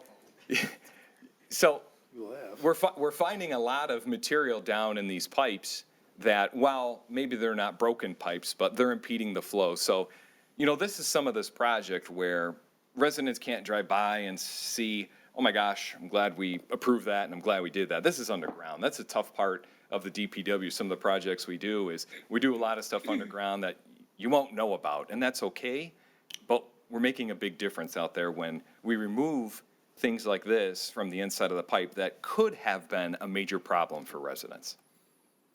Here's another one, a bunch of concrete, asphalt. Wow. Looks like somebody had contacted a plumber and said, hey, can you snake my sanitary lead? Well, plumber may have forgotten to tell him he broke that sewer snake and, said he fixed it, and he left, and then, we pulled it out for him. So there's a bunch of material that came out of one pipe. And then here's just an example of the amount of asphalt we pulled out of a different pipe. You can see somebody's boot there for just reference of size, but definitely impeding flow. And we've since now removed all this debris from these lines and many other lines that now flow is returned back to normal, and moving on to the next line. So lastly, we'll talk about something a little bit more nicer, a little more. Now we're going to get into the aesthetic piece of DPW. And as you may know, we do have the water distribution division under the Department of Public Works. And look at that unsightly fire hydrant. Geez. So, we've been doing a good job painting those as much as we can with part-time help. But this year we've got some funding. We're really going to start moving the needle. We want to start painting these on a rotation of 8 to 10 years. And, would you rather have this, or would you rather have that, right? So that's what the Department of Public Works wants to start doing. We're gonna, we've already have the bids prepared for this. We're gonna start identifying in what sections of the city we want to start attacking first, and look to have 8 to 10-year plan to start scraping, getting all this old material off these fire hydrants and painting them with the reflective paint throughout the city. Sign shop's gonna be busy this year. We're taking a deep look into the sign shop right now and their role. And what we're going to do, one item is going to be identifying, they're already starting to do it right now. We're going to identify all the faded, leaning, broken, missing street signs throughout the city and start replacing them. So just a couple pictures here of some before and afters of where the traffic sign workers are going to start focusing on this year. Some no outlet signs, stop signs. While these projects are small, over a large scope, it makes a big difference in the perception of the community. And lastly, my colleague Brent Bayshaw, city engineer, spoke about a development of Metro Parkway in the near future, and that's fantastic. In the short term, DPW is going to look at some of these dated landscape beds and say, you know what, short term, can we do a cost-effective approach over the next couple of years, and maybe we can do something that beautifies the area a little bit until that major development takes place. And that concludes the presentation for DPW. And there's a couple happy kids right there. Thank you. There's your kids. Shameless. Yes, they are. And Mayor, you'll be glad to know that concludes our presentations this evening. We're right on schedule. We look forward to any comments that you and the council may have. Okay, thank you very much. So council, I'll open it up. Any comments, questions that anyone has for city administration? or any of the other directors or presenters tonight? Who would like to go first? All right, I'll close that portion. That's awesome. We will move on to communications from, it's like the feeling with the public here, guys. I'll go Okay. first, Mayor. Okay, Mrs. Sarowski. Thank you, Mayor Taylor. So actually, my comments are just that. They're comments, they're very brief, and I'm happy to make them. I just would like to thank all of the department directors and all those that presented. Very good job. Lovely to see what we're doing. I don't have any, truly don't have any concerns. Well, actually, I do have one question for Mr. Moore, if I could, just because this is going to truly, it's seriously affecting me and my Amazon boxes. So I know that the boxes, because my husband and I were having a debate last night, for the Amazon box, or well, any boxes, any cardboard boxes, mine will be Amazon, we have to flatten them. Can you elaborate on that through the chair to Mr. Moore, please? Mr. Moore? I think if you could, that would be great. A lot of that, from my understanding, is just being able to get everything in the container. Okay. I do know that a lot of residents will, let me back up. I think some folks are going to have a lot of recycling. They'll be surprised. And if you're struggling to get all the recycling into the container, what I've seen is some folks will actually wet those Amazon boxes a little bit, and then they'll fold over much easier. So it's hard to crush those boxes You said down. wet them? Yes. W-E-T, wet them. Yes, Okay. yes. So if you put a little water on them, a lot of times those boxes are hard to crunch up. You put a little water on them and they'll just fold right over. Fold like a wet noodle. Okay. Or a wet Amazon box now. Okay, great. Very good. I appreciate that. Thank you, because I'm used to just like stacking them up, putting in box after box after box, making like a nest of boxes, and that's my method of collapsing them. Okay, well, thank you. That's really all I had for any questions. But I do appreciate all of this information. I think we're, as evidenced by Ms.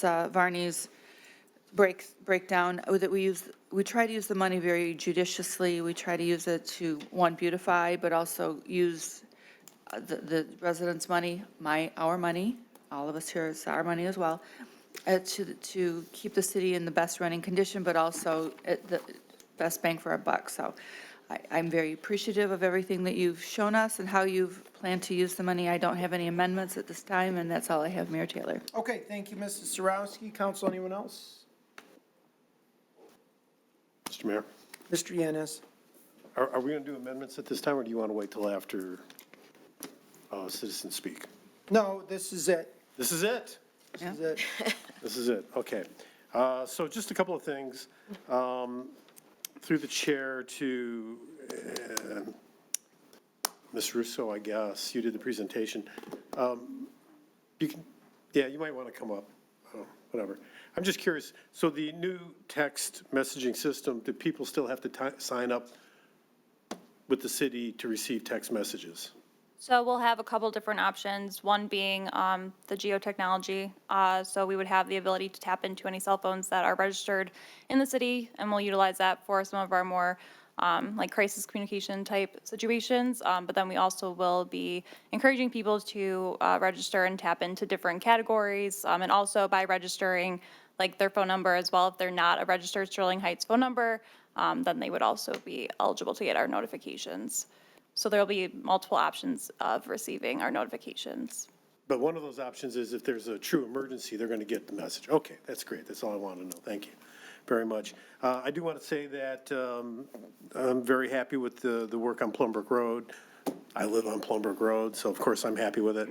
But one of the really nice things that I wasn't expecting was they put in these LED lights that shine on all the approaches in and out of the subdivision, my subdivision, other subdivisions along the way, which really makes it a lot safer, so that looks really good. Mr. Bayshaw, thank you very much for doing that. I'm also very interested in seeing when those bike lanes get painted and the information that the city's going to put out to make sure that bicyclists are safe as they drive down Plumbrook Road, because we still, you know, cars will still use, even though it's one lane, they'll go to the curb, and that's where the bike lane is going to be. So we need to be very careful about that. And through the chair to Mrs. Varney, in regards to the GLWA rate increase, those rates are increased by the GLWA, correct? Correct, yeah. And those rate increases go through, there's a board, which we have representation. Brian Baker from the Macomb County is our Yeah. county representation on the board, yes. So the rates are presented, and they're approved by the GLWA board. That's correct. Okay, so, yeah, so any rate increases that we see along the way, those increases have been reviewed by that board, which we have representation on. That is Yes. correct. Okay, that's it. And I will say about the fire hydrants, we were down a couple weekends ago to a Detroit Tiger game. You know, they're sprucing Detroit up, you know, for the draft that starts on Thursday. And I was down there with my son-in-law and my grandkids, and my son-in-law is a firefighter in the city of Royal Oak, and the first thing we notice is those hydrants are shiny red. Shiny red. And they have all their caps, by the way, which is very rare for the city of Detroit. So, those look great. I love the fact that we are doing things like hydrants and signs, and I think that really makes the neighborhood look nice, and it's safer. It's safer for everybody. And then I'm really curious about this 14 Mile and Van Dyke, the pond in front of Sterling Ponds, which is a private piece of property. And that's going to be through donations that the city is going to help with. I know that is the entrance to our city, so I don't particularly have anything against this. I just like to know how this is going to work. Is it going to fall on the city to do this? How much is Mr. Gallo going to participate? I'd like to know more about it as we get closer to that. Okay. I will make an amendment to the budget. Don't go very far, Ms. Varney. I wasn't You're going. going to So in our budget, we have budgeted for a second assistant city manager. And I'm not really sure why. There wasn't that much of an explanation as to that, other than, you know, it's, there was a comment about succession. And I have no idea, maybe some of my colleagues do, I have no idea when city manager, assistant city manager, whatever, is going to retire and move on. It could be 2 years, 3 years, 5 years, I don't know. But this is one thing, here's a couple of things. One, we just hired a second assistant fire chief. We just hired and paid for a deputy police chief. And now we're looking to hire and pay for a second assistant city manager. And so I'm not really sure what our fire and police chief, and frankly, Mr. Moore, DPW director, is going to, I'm not sure where they fit into this whole thing. And it's minimum, I think base pay is 177, Ms. Varney, can you verify that?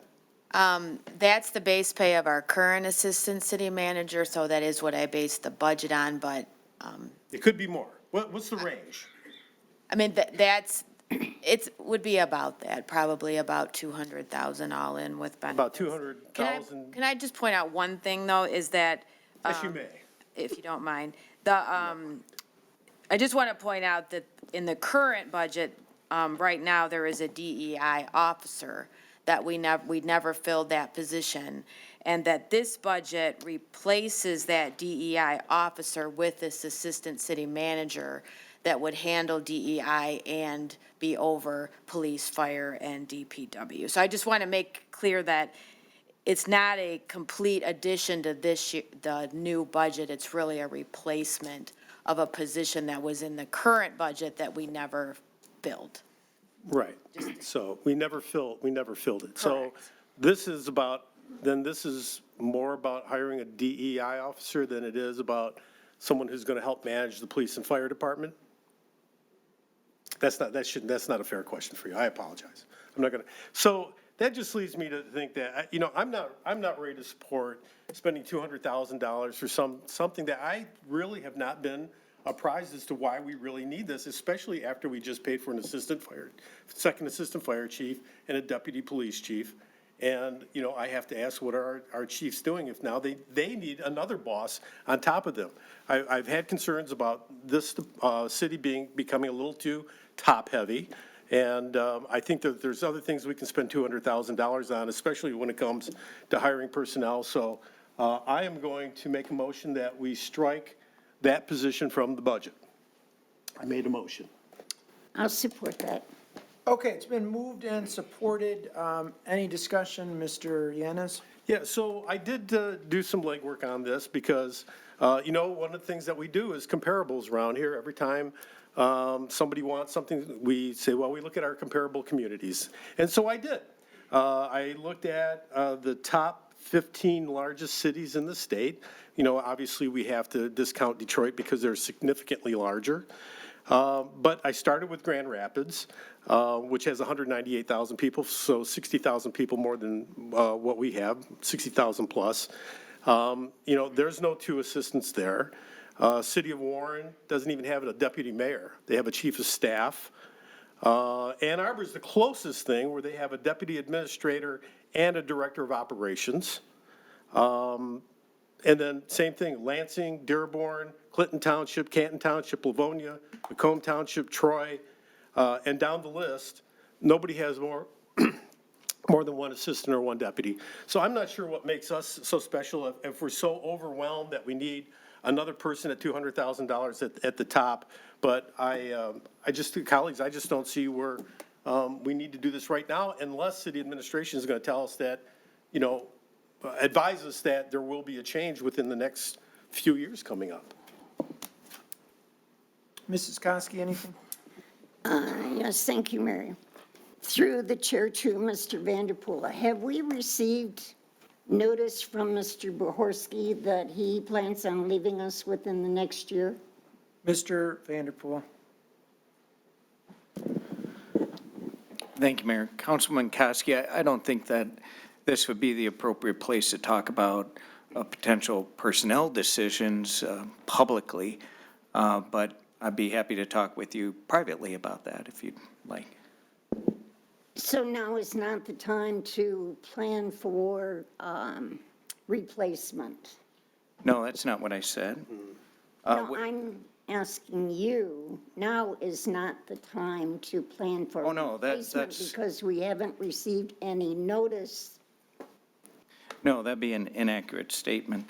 As you know, you've been a big fan of this. We've been planning for succession planning throughout the organization for many, many years.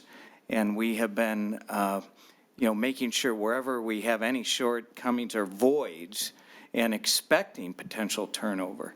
That could be anywhere from 3 to 5 years that you plan for that accordingly.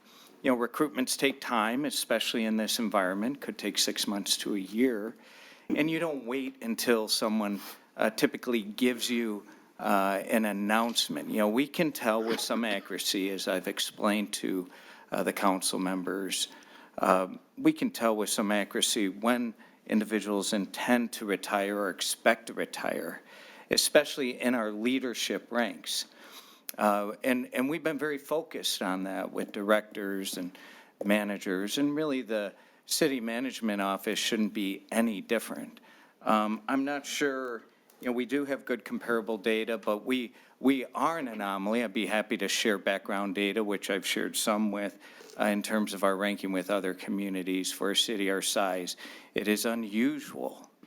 You know, we are the second largest council manager community in the state, and it is unusual. If you look across Grand Rapids and Ann Arbor, as has been pointed out, which is a smaller community, that we don't have 2 assistant city managers. So this is part of succession planning. Our organization's been very, very focused on succession planning over the last 10-plus years, and this is no exception. And the whole idea is to make sure that city management, like any department, police, fire, DPW, library, community relations, when there is turnover, that you can proceed through a seamless transition period. That's the whole idea behind succession planning. With a big organization, there's a lot that goes on every day, as you well know. We have 800 employees in total, approximately. When you look at all the size of the organization, financially speaking, all funds, all in, it's about an $800 million operation. So it's complex, it's large, and having one assistant city manager is an anomaly for this size organization. So we talked about this at length in some of our planning discussions with City Council. Be happy to provide Council more information, more data on exactly what this looks like and why it's being combined with another position. This position's not being driven by DE&I. It's simply supporting that role. So that's the long and short of it, but I'd be happy to elaborate on any more specific questions. Well, Mr. Vanderpool, I understand your thoughts there, but I think I have a better plan. I'm kind of tight with money. I don't like to spend it unless it's absolutely necessary. And when you say 200,000 to me, I get this cold chill up my back, and I say, I don't know if I want to spend that yet. So I have a better plan for you. According to the budget, your DEI duties are currently being handled through HR. And our current assistant city manager kind of oversees HR and appears to be doing a pretty tremendous job. So what you're saying is that this assistant city manager, second one, would be needed for police, fire, and DPW. Why not have somebody that is familiar with that or those departments assist you as an assistant city manager? In other words, we just hired our police chief back, and I would say that because he's going to have a assistant chief, that maybe that responsibility could be given to him, and we would be saving a whole lot of money. Maybe give him a small compensation for the additional duties, and we would be saving a whole lot of money. You would have a person that is well qualified to handle those positions, and everything would work out fine. That's my thought. So, in other words, I don't feel it's necessary to hire a $200,000 assistant city manager when we don't know what's going to happen within the next year. And especially if the purpose of having that assistant city manager is to handle DEI services. That's all. Thank you. Okay, council, any other discussion on Mr. Yanez's motion? Mr. Radke. Thank you, Mr. Mayor. I respect where my colleagues are coming from, but I am absolutely against this budget amendment. We've talked about and planned for further diversity, equity, inclusion measures within the organization. And one of the problems with the DE&I officer was, I believe from talking with Mr. Vanderpool, a lack of candidates. And I think that this situation almost solves or kills two birds with one stone. The three departments that are really the focus of our diversity, equity, and inclusion push are police, fire, and DPW.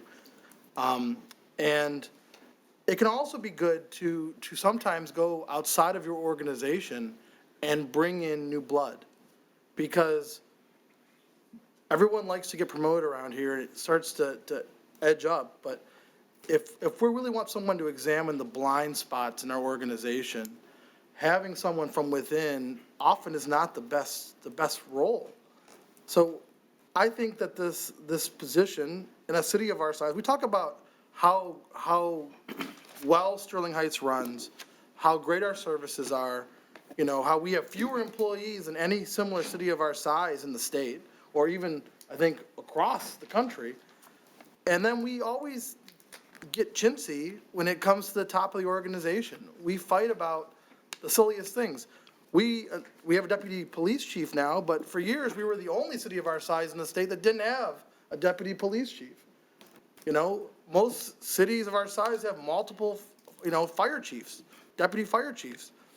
I think we're right-sizing the organization. I don't think that we're bootstrapping the top. I think that, honestly, we have a large organization, over 700 employees to oversee, and it can be a lot, especially when Mr. Bohorsky does a tremendous job, also oversees all contract negotiations and the HR department on top of it. So, in my talking with Mr. Bohorsky, who's not here today, he said that he is so busy with contract negotiations with multiple unions all the time that he doesn't feel that he can give all the support that Mr. Vanderpool needs inside the organization. And we asked Mr. Vanderpool, and I get frustrated with him like everybody else does, but we ask him to carry out a tremendous number of initiatives on our part constantly. And having someone oversee those initiatives is essential. And if Mr. Bohorsky is negotiating contracts and Mr. Vanderpool's trying to run the city, I think we need another person in the organization to carry out, to get the checklist, to make sure things are being done on time. And that's what I envision this assistant city manager to do. I think they're going to be the taskmaster, for lack of a better term, because we are a large city and we operate that way. And whenever we don't, we always regret it afterward. So I will be opposing this amendment. I am against backsliding on DE&I, and I believe that this is what's best for our organization. That's all I have, Mr. Mayor. All right, thank you, Mr. Radke. Anyone else? Mrs. Zarko. Thank you, Mayor Taylor. I guess I'm going to respectfully disagree with Mr. Yanis tonight. I mean, that's what this is all about. We've been friends for years. We don't always agree, but we'll talk to each other right after the meeting's over. I've been lucky enough to take part in some of MML's programs over the last couple of years. One of the hot topics right now is succession planning, because the pool for city managers is shrinking. They're just, first of all, they're just not out there. We actually took a group of teenagers with our youth advisory board to Lansing last week to explain to them, you know, city management and city government and how they could have a place in it in the future, because we're always trying to think about the future. I've actually moderated panels when we've talked about succession planning, and it's become such an important issue that it's no longer just a panel discussion for a group of people, that they are actually trying to put this as a general session so that you can better plan for this in your cities. So I don't think we've ever been top-heavy. The fact that I've actually talked to city managers throughout the state to find out, you know, how they feel. And when I mention the size of Sterling Heights, they always say you should have at least 2 city managers. And the reason why they say that is, even like Mr. Radke brought up, is that Mr. Bohorsky, sure, sits in and is city manager when Mr. Vanderpool isn't here, but he has an entirely different agenda as to what he takes care of on a day-to-day basis. So, I mean, if we're looking into the future, if we're planning, I think this is the right thing to do for the city. Like I said, I don't think we're top-heavy. Yeah, I think we just have to prepare ourselves for what's coming up in the future. And we probably, I mean, as I'm thinking about this, is we're probably going to have hire somebody to actually do to find somebody to fill that position. So it'll be somebody that does the recruiting for us. So I'm in favor of this position. I think it's necessary for a city our size. And you can put whatever title you want there, as long as it says Assistant City Manager, and we give them, responsibilities. That's what it's there for, and I think this is long overdue. So, nothing further. All right, thank you, Mrs. Zarco. Anyone else? Mrs. Schmidt. Thank you, Mayor Taylor. Through the chair to Ms. Varney. Ms. Varney, $200,000 is a lot of money. That includes the benefit package, correct? Yeah, that's about, that's an approximate. Again, the reason I'm being a little bit vague is because this is a salary that hasn't been negotiated with a person. So I'm, basing it on what our current assistant city manager is paid. And I don't know for sure that that's what this position will end. But yeah, it's probably a little more, if you base it on our current assistant city manager, it's probably more like 210 to 220, to be perfectly honest. Okay. But that would be everything, including benefits, again, assuming, family health care, I guess the highest cost scenario, again, knowing that this position has not been offered or negotiated yet. Okay. Through the chair to Mr. Vanderpool. Mr. Vanderpool, so this second assistant city manager would be over police, fire, and DPW along with DE&I. What is your vision for this person to really do over police, fire, and DPW?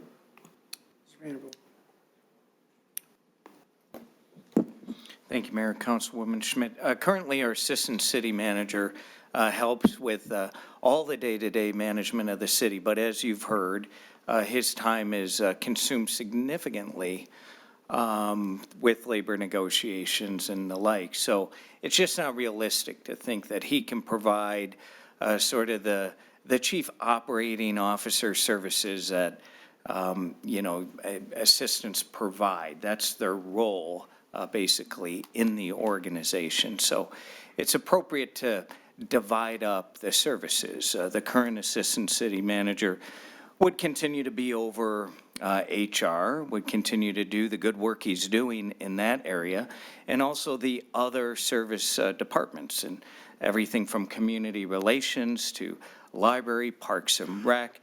There is a lot of strategy, discussion, planning, leadership, day-to-day discussions and oversight, collaboration that goes on with every single one of our departments and city management. Every day, the assistant city manager and I am communicating, collaborating, partnering with all of our departments on the day-to-day operations of this very large organization, not to mention daily communication with the mayor and the city council. And that's a tall order.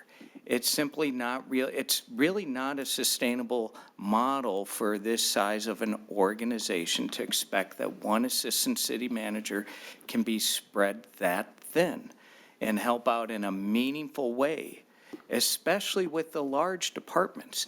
Think about over the past couple of years what's gone on in our big three departments. Especially fire this past year with the significant amount of planning that went into the 5-year strategic plan. And not to mention the significant reform measures that are underway. While the fire chief and the assistant chiefs do a great job, it requires a lot of communication, coordination, planning with city management, obviously. Not to mention the mayor and city council. So that's where the deputy and or assistant city managers are most helpful in large organizations. They can better coordinate the day-to-day activities, and we'll get even more done. It'll be even better organized. Sterling Heights is a high-performance organization. But in terms of leadership, it's kind of running on octane. By no means are we top-heavy when you compare our leadership ranks to other similar-sized cities, not only in Michigan, but across the country. So the short answer to your question is helping to oversee the day-to-day operations of these very large departments, working hand in hand with the departmental leadership teams, moving forward the initiatives that we've set forth, especially under Visioning 2040, and then preparing the organization for succession. I'm not getting any younger, obviously. You can tell by my receding hairline. You haven't been getting younger for a long time, Mark. Exactly. Our assistant city manager is not getting younger, although he looks a lot younger than me. So, that's what succession planning is all about, too. It's not just the day-to-day stuff. It's about thinking about the future as well. So I don't know if I could say it any differently, but that's what it's all about. That was your short version? I'm happy to summarize it. Well, thank you. I too see what Mr. Vanderpool does day to day. We all do. And I see what Mr. Bohorsky does. He's swamped and he does an amazing job with HR and all the contracts and the unions. We're not an island. Mr. Vanderpool is not going to be in his office eating bonbons because we bring in this new position. There's plenty of work to be spread around. So, it's collaboration, it's the team, and we haven't gotten where we are today without that. And don't we want to get better in the future? And this is just one way to help us do that.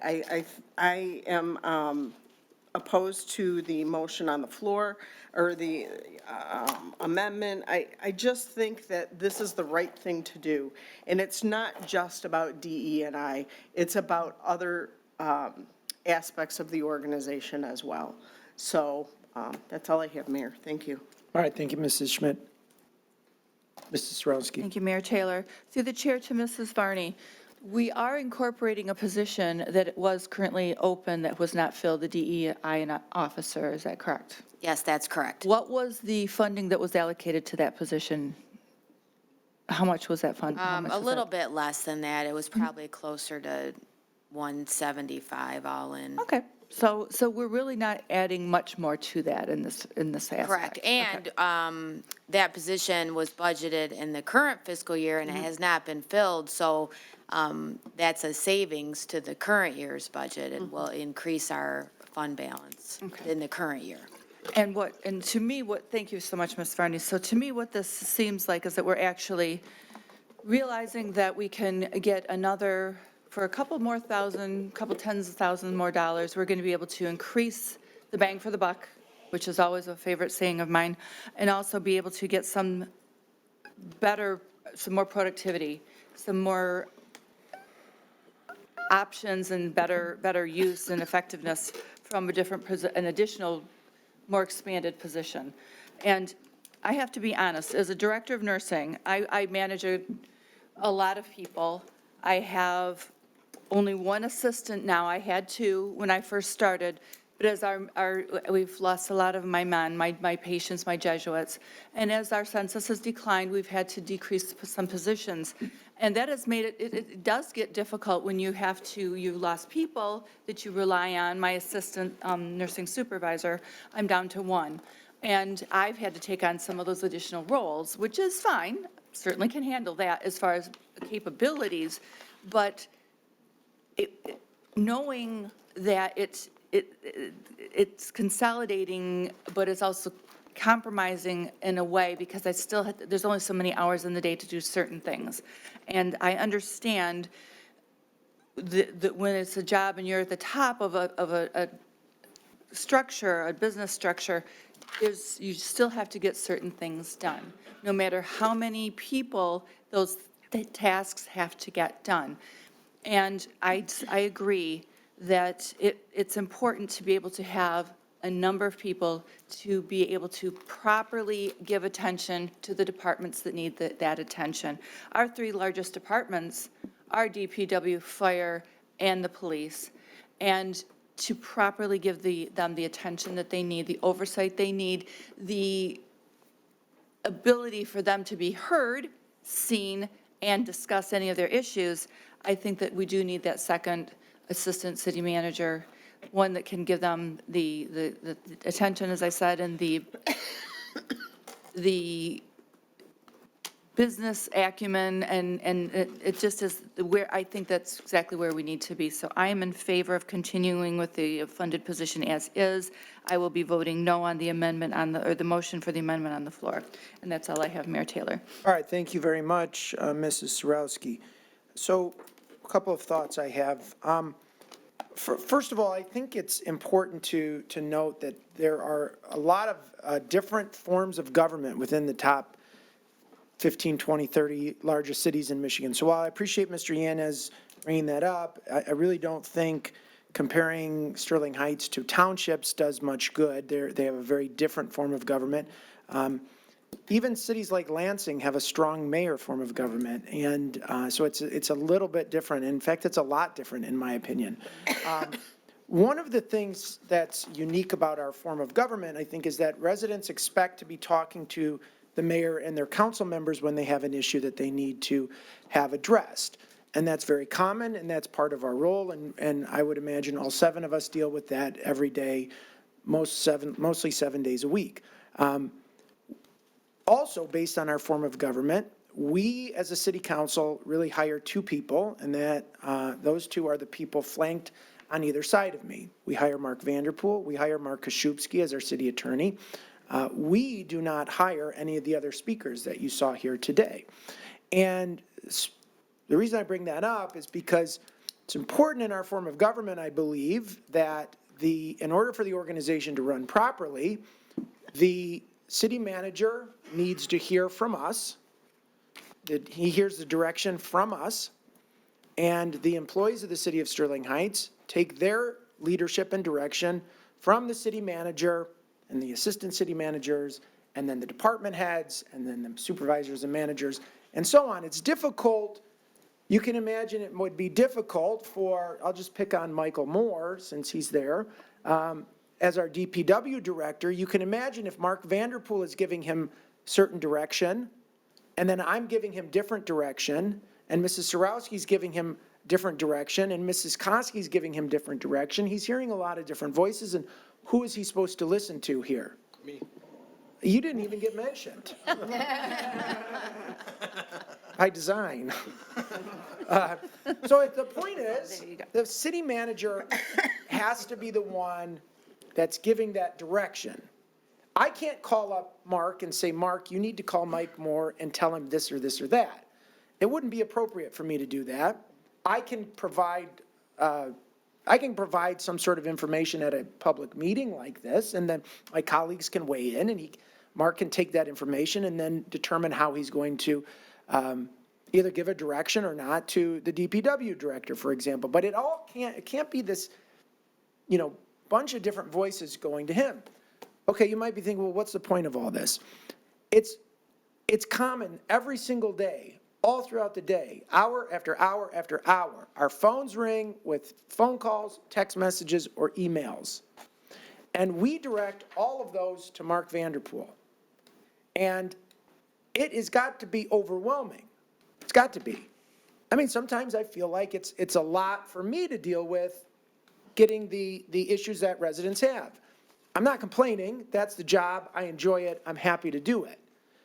But then you multiply that by 6 or 7, and all of those are going to Mark. Mm-hmm. And so Mark is in many ways just sort of like a customer service representative who is then transferring calls to Mike Moore in the DPW, to the chief and the police chief. And this is like why we got a deputy police chief in the first place. We want the police chief to be focusing on big picture things, focusing on operating the police department, focusing on managing the police department, not necessarily focusing on the things that the deputy chief is going to be doing. And in the same regard, having an assistant city manager will free up time in the Office of City Management to focus on bigger picture issues, to effectively manage the rest of the department, and not necessarily just be a liaison from the residents to the city council to the appropriate department. I think it's a weakness in our organization, frankly. That Mark is the highest ranking employee in the city of Sterling Heights. And oftentimes, I feel like all he's doing is reading emails and then directing them off to the appropriate department head with instructions about what to do. That is not what a CEO should be doing. It really isn't.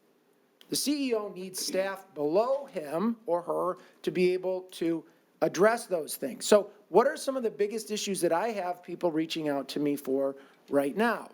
I have folks reaching out to me about these trash cans that we have strategically located on the dais here. I have a lot of people who are asking me questions about the new trash system that's being implemented May 1st. They have questions about, how do I get a yard waste basket or can? What can I use for yard waste? Is it possible that I can get a smaller cart for the trash pickup? A lot of these I can handle myself, but if I need help, I go through Mark Vanderpool. Mark goes to Mr. Moore. Mr. Moore either answers them himself, or he contacts Priority, or he relies on an employee himself. That is inefficient. It takes time away from Mark to be doing the things that he's supposed to be doing. In the same way, if I get an issue, I've been getting a number of emails and calls and whatnot about the lift assist ordinance that we passed a while ago and how residents are charged at certain facilities for lift assists. And I get the email, it goes to Mark, it goes to Chief Edmonds, and on and on. So like that, it's just not a very efficient system. Having an assistant city manager, I think, will free up Mr. Vanderpool to focus on bigger picture issues, the things that he's supposed to be doing. As Mr. Radke said, we are a pretty active city council. We're giving our city administration a lot of projects. Every other city council meeting, we're saying without any objection, we'd like the city administration to study this issue or that issue and report back to us in 30 days. And he'll say, well, can you give me 90 days or 120 days? It's like, no, you don't get 90 days. You get 30 days and be lucky you're getting that. So we can't provide the service to the residents that they want, answer their questions, get things done, and keep projects moving forward without having a effective model at the very top of the organization. We're setting up our fire department that way. We're setting up our police department that way. We're doing it throughout the organization. It should be at the top as well. And so I certainly think that the position has been explained well by Mr. Vanderpool. I know firsthand, because I'm dealing with city administration multiple times throughout the day, every single day, how important it is. I asked Mr. Vanderpool to help me with the project. I called him at 4:15 last night, and he's there in the office until 7:30 working on it. He shouldn't be doing what I asked him to do yesterday. He really shouldn't. There should be somebody else. And so he can focus on making sure the entire organization is running, making sure that we're getting the initiatives, whether it's in planning, whether it's in zoning, whether it's in fire, DPW, whether it's the library. He should be focusing on making sure that the initiatives that this city council has passed on behalf of the 135,000 residents are being accomplished. I truly believe that this is going to provide better service to our residents. It's going to give them more access to City Hall. It's going to give them more access to us as city council members. I think it's a good thing. Honestly, I think what you need is a second assistant city manager, because Jeff is doing a phenomenal job, but he is focused on a certain area. He is not functioning as a general assistant city manager overseeing every operation that we have going on. I think you could benefit from having a chief of staff or some chief of staff that oversees what the city council is doing. So instead of our complaints going to you to then go to the appropriate department, I think the city council would benefit, and the residents certainly would benefit from having somebody that steps in and does that instead of you. And it might be your chief of staff, it might be the council's chief of staff, but that is what businesses are doing. We oftentimes hear, why don't you run this city like a business? Go and look at a CEO, go and look at a company that has $250 million in sales annually, that has 500 or so full-time employees. Go ahead and look at what the CEO of that company is making, first of all, and look at what his or her staff looks like. Look at whether they have a chief of staff, how many deputies they have or assistants they have. Look at what that CEO's staff looks like and compare it to ours, and I think you'll find that we are certainly not top-heavy. So that's a long-winded way of saying I'm voting no. Mrs. Barra, can we please hit? Can I? Yeah, go ahead. Respond? Thank you. Thank you.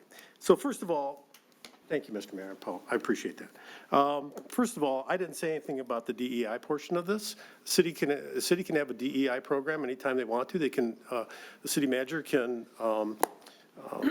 pick someone to be the DEI officer, DEI manager, whatever, or put together a DEI program. So I don't know that we need a $200,000 a year person to do that. We can already do that. So that's one thing.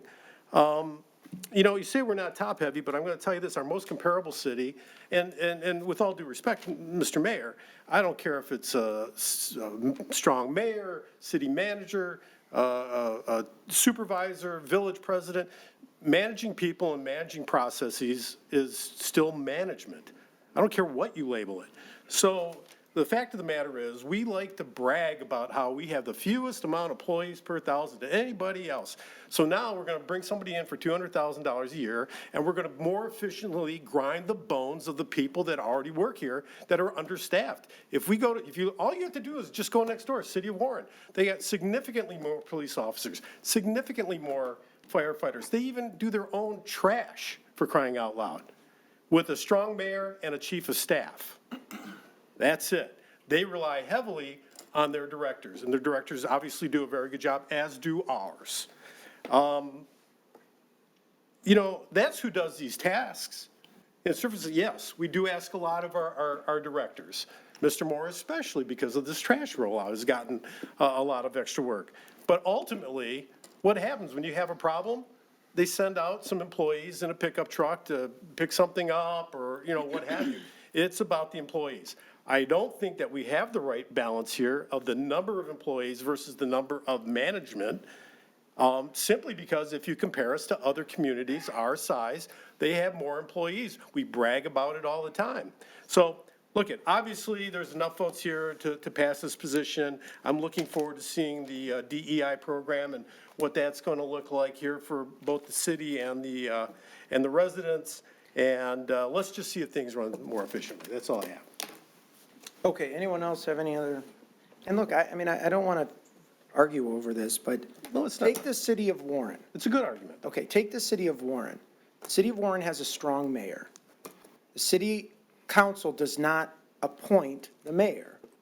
So if a city council member gets an issue addressed to them from the public, they can go directly to the department head. They can go directly to the employee. I don't know what their charter says, and I don't know what their policies are, but it's not like here with our form of government where we are not to be, it's not appropriate for me to go to one of our city employees and direct them to do something. It's not appropriate. And that's different in other forms of government. If you're the township treasurer and you get a question addressed to you, you are an elected official and you are the treasurer. So you don't have to go to the supervisor to then have the supervisor go to the treasurer and ask. So it's just a different form of government. I prefer this form of government. I think ultimately it's better for our residents, but I don't think it's comparable to those other ones. So without any other discussion, Ms. Barr, can we have a roll call vote on the motion to remove funding for the assistant city manager position from the budget? Taylor, No. Yanez, Yes. Zayarko, No. Koski, Yes. Radke, No. Schmidt, No. Sarowski. No. Okay, motion fails 2-5. Mr. Yanez, you have the floor. Colleagues, I think one of the things that we really need to focus on, I think we've been doing a pretty good job of it, actually. In our public safety, we like to say we're the safest city in a large city, and In the state of Michigan, of course, that's FBI statistics on violent crime and so on and so forth. That doesn't look across the board as all of safety, which, by the way, I also include not just police and fire, but I also include DPW on that, because if we have a broken water main or something along those lines, that's part of public safety as well. But one of the things, and this was highlighted recently with the explosion in Clinton Township, where a young man unfortunately died, is that we still, to this day, we still do not do general inspections. And we definitely need to start doing general inspections. There's no doubt about that. And so I'm going to make a motion that so Ms. Varney, you're going to have to help me. Sorry, I wish I had called in advance. What does one of our fire inspectors make? So all in, salary and benefits is about 150. 150. So I make a motion, we budget $300,000 to put two more fire inspectors into the city budget. And then city management can negotiate that. I think the firefighter contract is up this year, so they can negotiate whatever.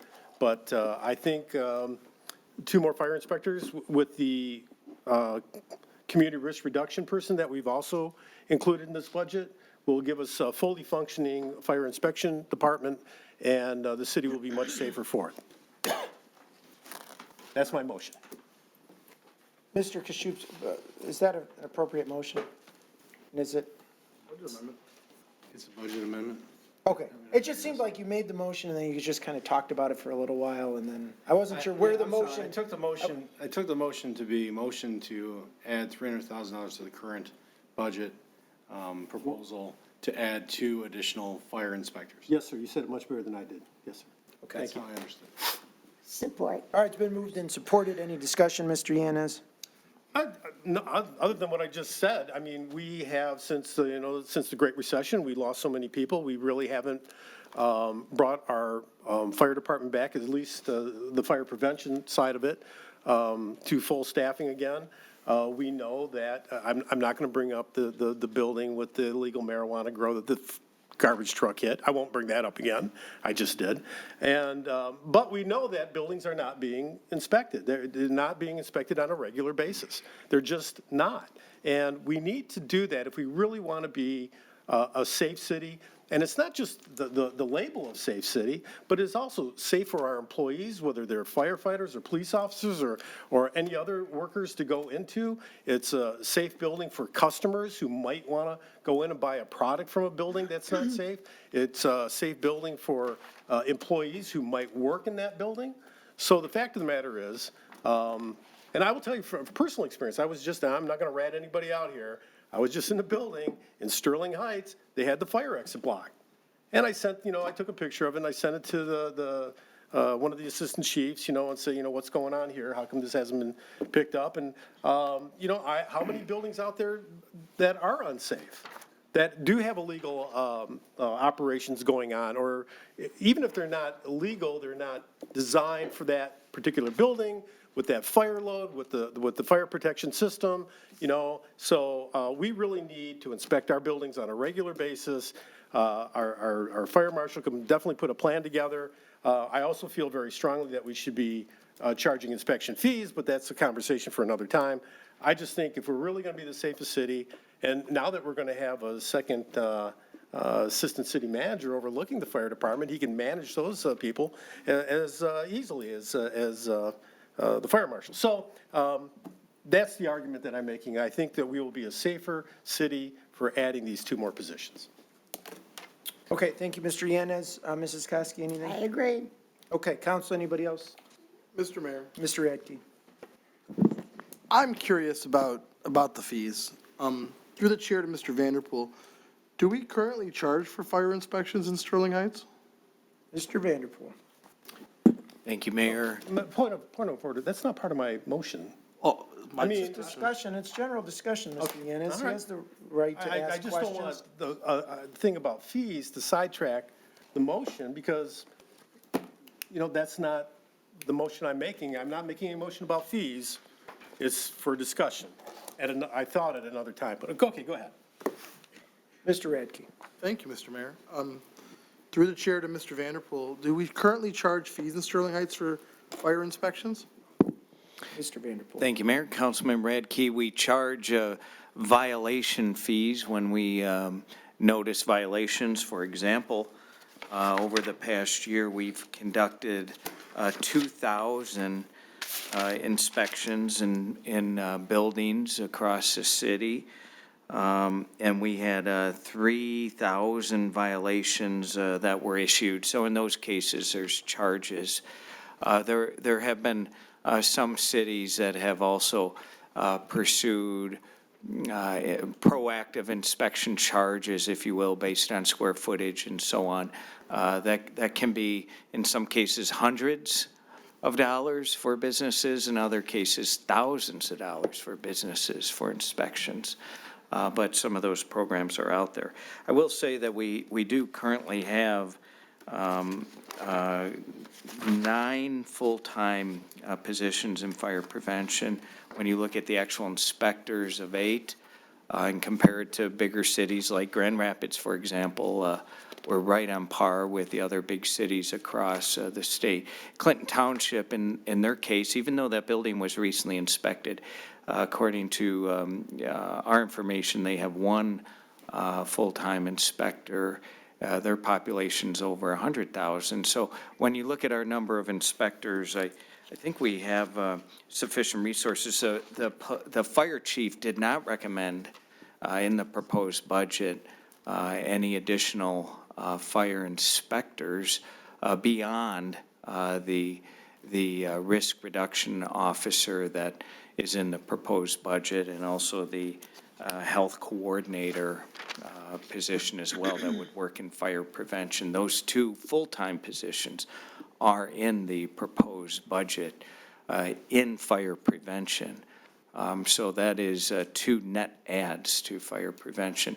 We have talked significantly about being a little more efficient in how we conduct some of our building inspections because we have a number of disciplines that go into buildings every single year. It's not just sworn firefighters that are also inspectors that go into buildings, but we're currently working with a consultant company right now going through a complete community risk assessment. And we've spent a lot of dialogue talking with them and looking at best practices across the country. Company inspections are pretty common in the industry. We've dabbled in that some here, but because of the high run volume in EMS, that hasn't been a real option for us. But now that we're tackling the run volume on EMS and reducing that to the extent possible through many means, all of which council's well aware of, we might be able to get into company inspections, which is a practice across the country, and utilize firefighters on their 24-hour shift to be able to do some inspections. In addition, other disciplines like building, electrical, plumbing, when they're in buildings, they can also go through the most common checklist of building issues. For example, a blocked fire exit.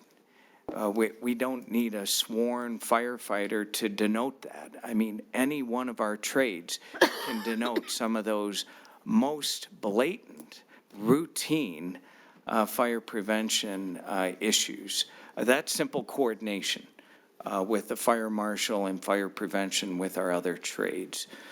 In addition, a model that's worked very well for us in code enforcement is hiring retired police officers to do code enforcement work in the community. It's a really good model. It's worked very well for us.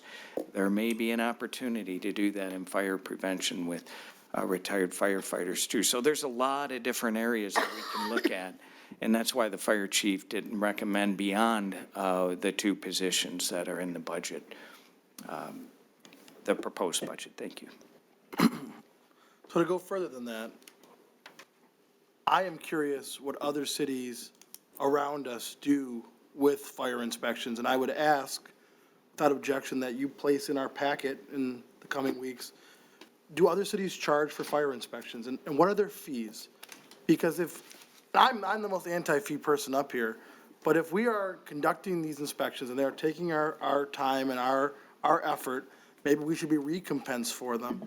I'm not sure I support at this point hiring more fire inspectors, but if there's a way to pay for them at least partly, I might change my mind.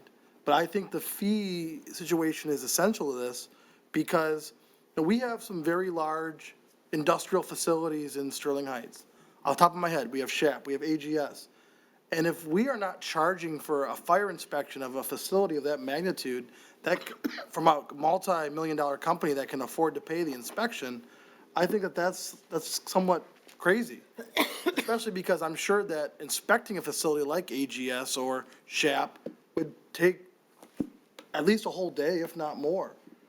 And I want to make sure that we're keeping the community safe while being efficient with the people's money. So at this point, I do not support this plan. But without objection, Mr. Mayor, if the city manager would provide us with that information in the future, I'd be interested in maybe talking about this further. Anyone object to that? That's all I have, Mr. Mayor. Okay, council, anyone else on the motion to amend? Oh, sorry. Do Anybody? you want the floor? Just one more time if everybody else is done. Why don't we wait and let everybody go? Yes, I'm sorry, I didn't realize. That's okay. Go ahead, go ahead. Mayor Taylor? Mrs. Zarko. Through the chair to Mr. Vanderpool. You actually answered one of my questions, was that if the fire chief had asked for additional fire inspectors.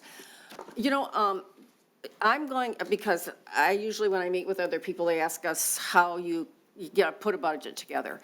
And I always say that actually our departments govern each other because they put a list together and then they bring representatives of each department in and they talk about what's going in the budget and they pretty much negotiate, between themselves what they've set their priorities. So through the chair to Mr. Vanderpool, tell me if I'm right. And then could you tell me if the fire chief did ask for additional inspectors? Mr. Vanderpool. Thank you, Mayor. Councilwoman Zarko, I'll defer to our Budget and Finance Director on the mechanics of the submittal. But I will say historically, the fire marshal has requested additional fire inspector positions.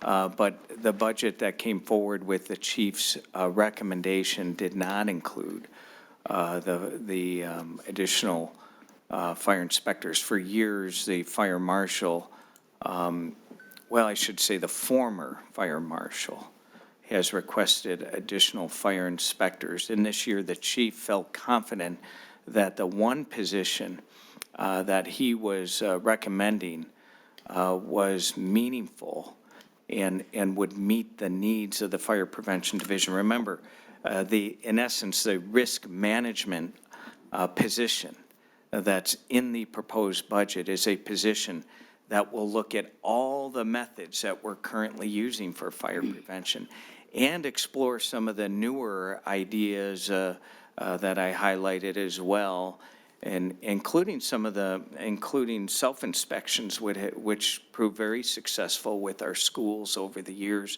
with the fire superintendent signing an affidavit that the principals did indeed complete the inspections in their classroom and so on. So that position is looking at all these different ideas.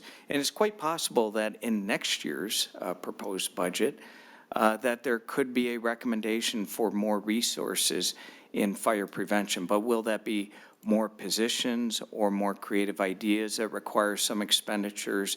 And might there be some inspection fee recommendations along with it? It could be, it's a bit premature to say at this time.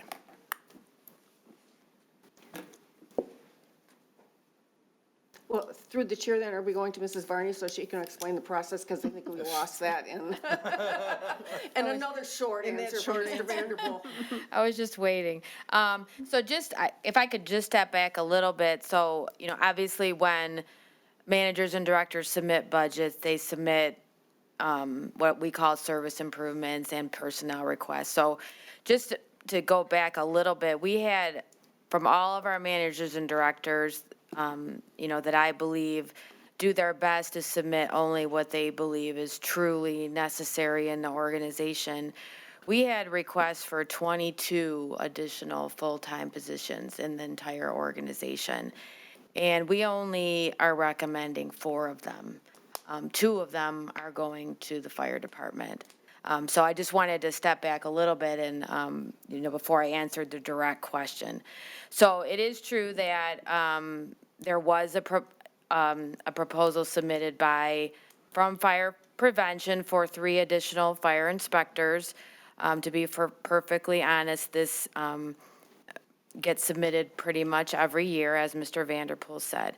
However, when we met with the fire department and they prioritized their needs, the fire chief prioritized the 2 positions that we recommended in the proposed budget. And I do agree with Mr. Vanderpool that he felt that these were the 2 most important positions at this time and would address the needs of the fire inspection activity. All right, thank you. But it's, when you say that you've met with other departments, it's, the want list is from all the departments Correct. at one time. And then, you sit down and you work it out. Which I think says a lot for, first of all, our employees and the leadership here, but also for the hard work that they do. And then, when we come here and say, well, we have a better idea, it's not always what they want. My feeling has always been that after firefighters retire, just like we have police officers that retire and they come back and do code enforcement for us, I want to know why we can't have the retired firefighters, bring them back for 1,500 hours a year, I think is what they could work for us, and have them trained to do fire inspections. I mean, after all, they've worked for the fire department. Some of them may have been an inspector when they retire. Why aren't they qualified to do it after they retire on a part-time basis? So if we could do some research on that before we go and hire full-time people, I'd like to look and see if that's one of our options. But I have nothing further, and if the priorities of the chief are the 2 positions that are already in the budget, and if we're out of requests for 22 full-time positions and we're hiring 4, and 2 of them are going to the fire department, I think it's fair that this could wait for another time, and let's do some more research on it. Nothing further. Okay, thank you, Mrs. Zarko. Mayor Taylor? Mrs. Schmidt. Thank you. Just briefly, my thought, I guess, is the fact that the chief did prioritize and 2 inspectors were not his priority at this time. I'm willing to let it play out to see how this community risk reduction officer goes into the organization and comes up with some solutions and some ideas. And if we, see these 2 inspectors next year in the budget, and that's a priority for them, then I'd be willing to entertain that. But at this point, the chief's priority is this community risk reduction officer, and I think that will give us a better picture of the needs there. So that's where I sit. Thank you. Okay, thank you, Mrs. Schmidt. Mayor Taylor. Okay, Mrs. Srevsky. Thank you. Although I did come in on the tail end of the argument, I do agree that the person most in tune with the needs of the department would be the chief, more than us even, in all honesty. And so I am going to go with the person who makes the ask, and that person is the chief. He's not asking for directly those 2 positions, and so at this time, as Mrs. Schmidt said, let's see how it plays out. If he does feel the need for it next year or next budget, we can entertain it then, but I'm going to approve what he has asked for, and at that time, this time, that is all I'm going to approve. So I am not going to be approving the motion on the floor, and that is all I have. Thank you. Okay, thank you. I don't have much to add to what my colleague said. I agree that I'm going to vote no on the amendment. So Mrs. Barr, can we have a roll call vote?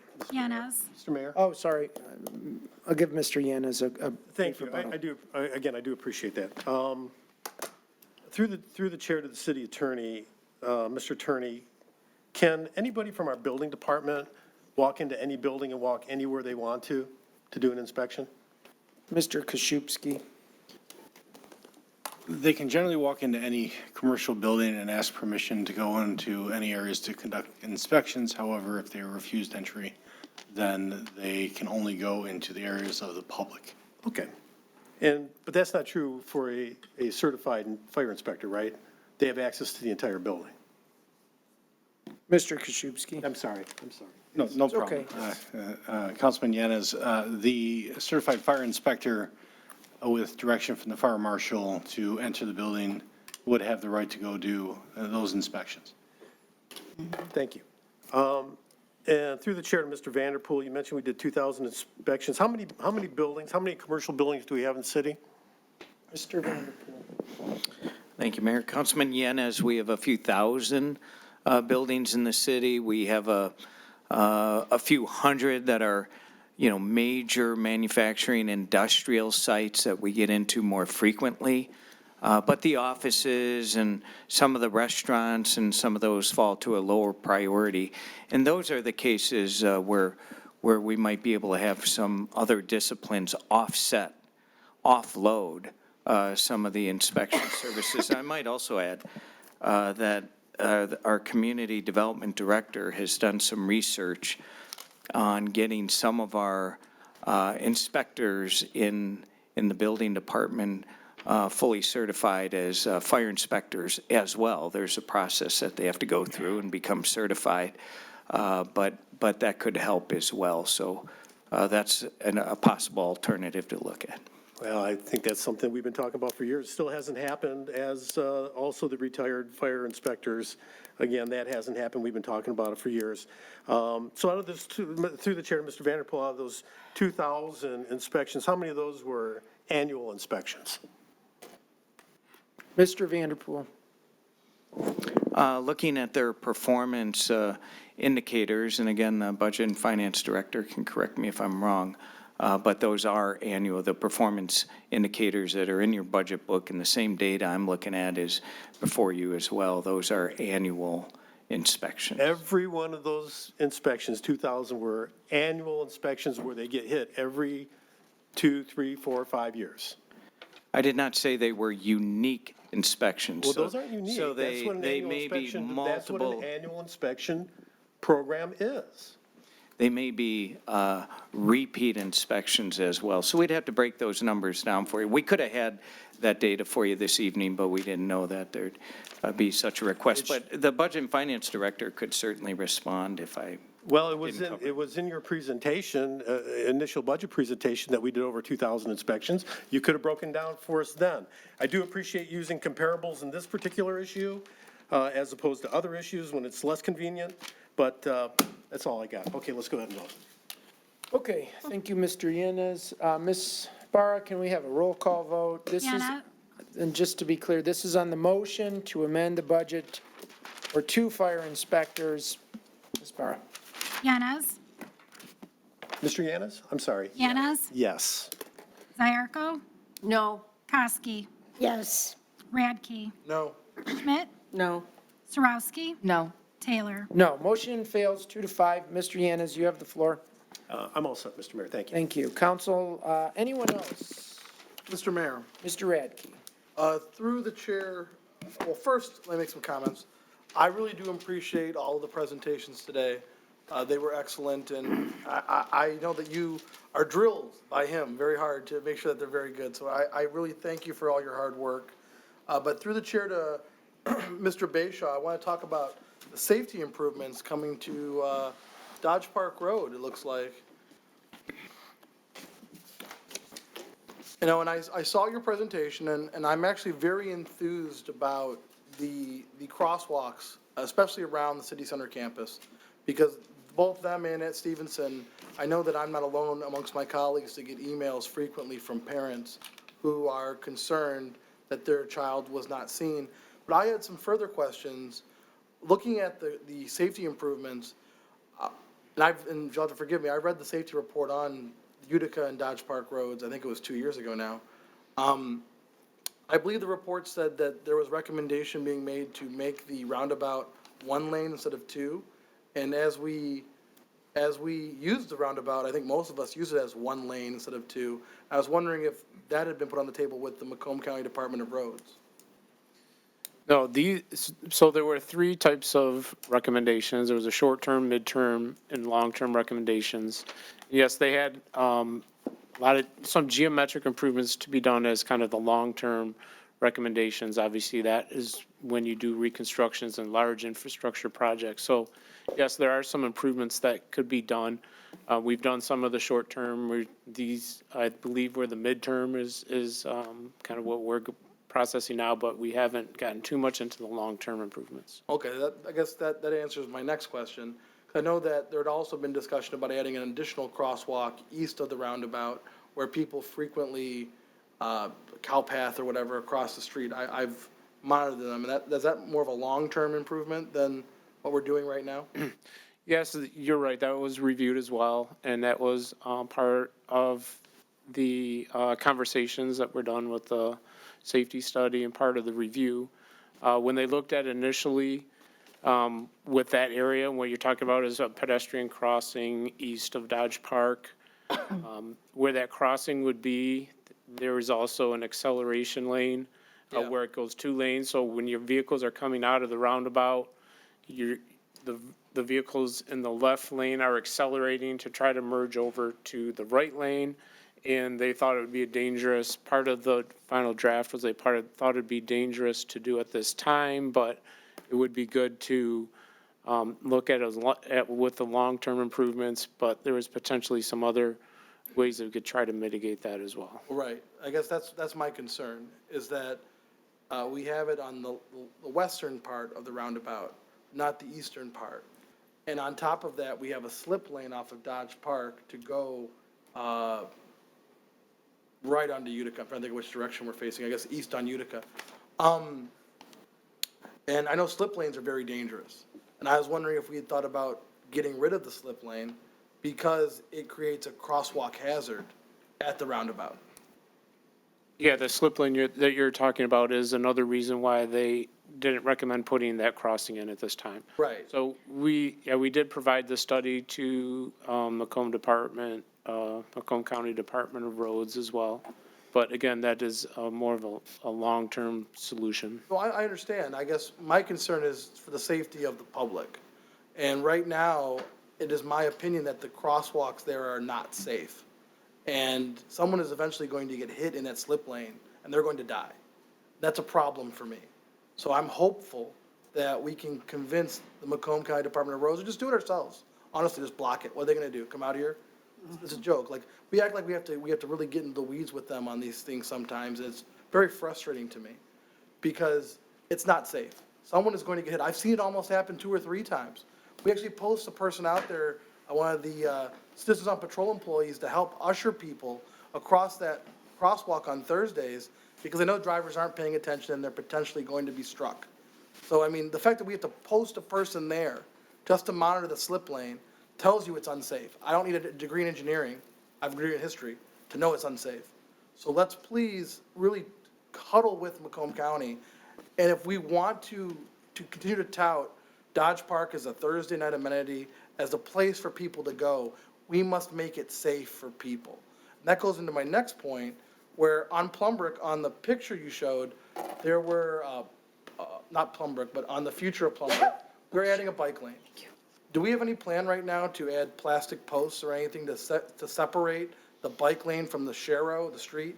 Because if we don't, we might as well just get rid of the bike lane altogether. It's not going to be a functional bike lane. Through the chair. Yeah, we do have a plan to do that at some of the areas at the, I guess they would be the high-intensity areas. Yeah. I'm hopeful that we can find the funding in the budget to do it for the entire stretch. Because study after study, and I've shared them with city administration, show that when they are separated, bike ridership goes up, safety goes up, accidents go down. And you weren't here for the last meeting, but I read our are pedestrian car strike accidents. There were 76 pedestrians struck by cars in Sterling Heights in the last 5 years. And that's a problem for me. It's a problem whenever someone who is on foot dies, and often it's because someone wasn't paying attention, but it's also because we have hostile roadway conditions. And I can't think of a more hostile roadway condition than a bike lane without any kind of separation or protection for the rider. To go further on that, I appreciate the mid-block crosswalk that have been installed on 15 Mile Road. I have not been to 15 and Ryan in some time, but for a while now, one of them was struck by a car, which just shows how efficient they are. I mean, the idea that people leave the roadway and strike a post which is several feet off the roadway is mind-blowing to me. But the post has been down so that the flashers won't work. Has that been repaired, or do we have a plan to repair that post so that the flashing crosswalk is functional? Yeah, that has been replaced. So just recently. I appreciate that.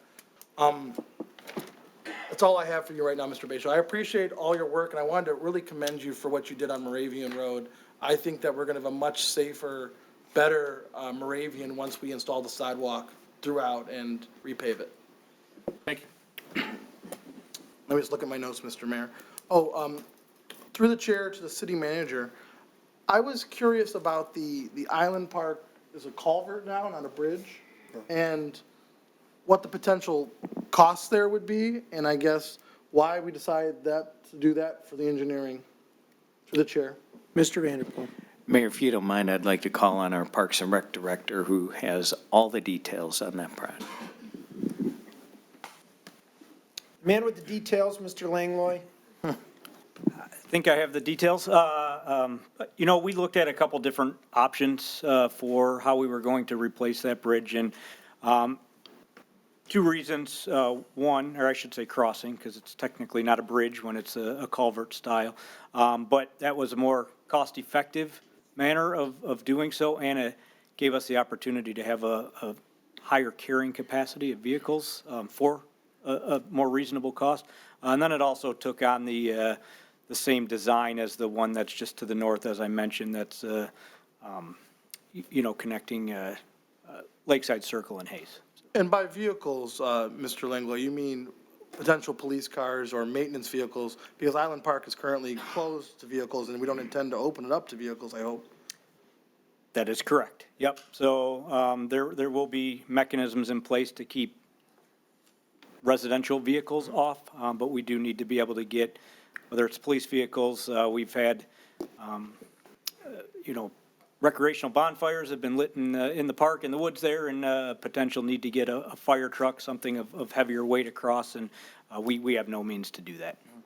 Well, the bridge needs replacement. I think we all are in agreement on that. It's looking, especially if you see it up close, it's very dilapidated. And I'm not against the culvert. I just want to make sure that this is really silly of me, aesthetically pleasing. I want to make sure that we're doing the best, because it's a park, and I want people to feel like they're in a park and not in some kind of, gravel pit or something like that. So I'm trusting that we're going to have a good design for this culvert that's cost-effective, or I would even advocate for a bridge, just because I want to make sure that it remains a park and remains something that's very nice for the residents to get to and attend.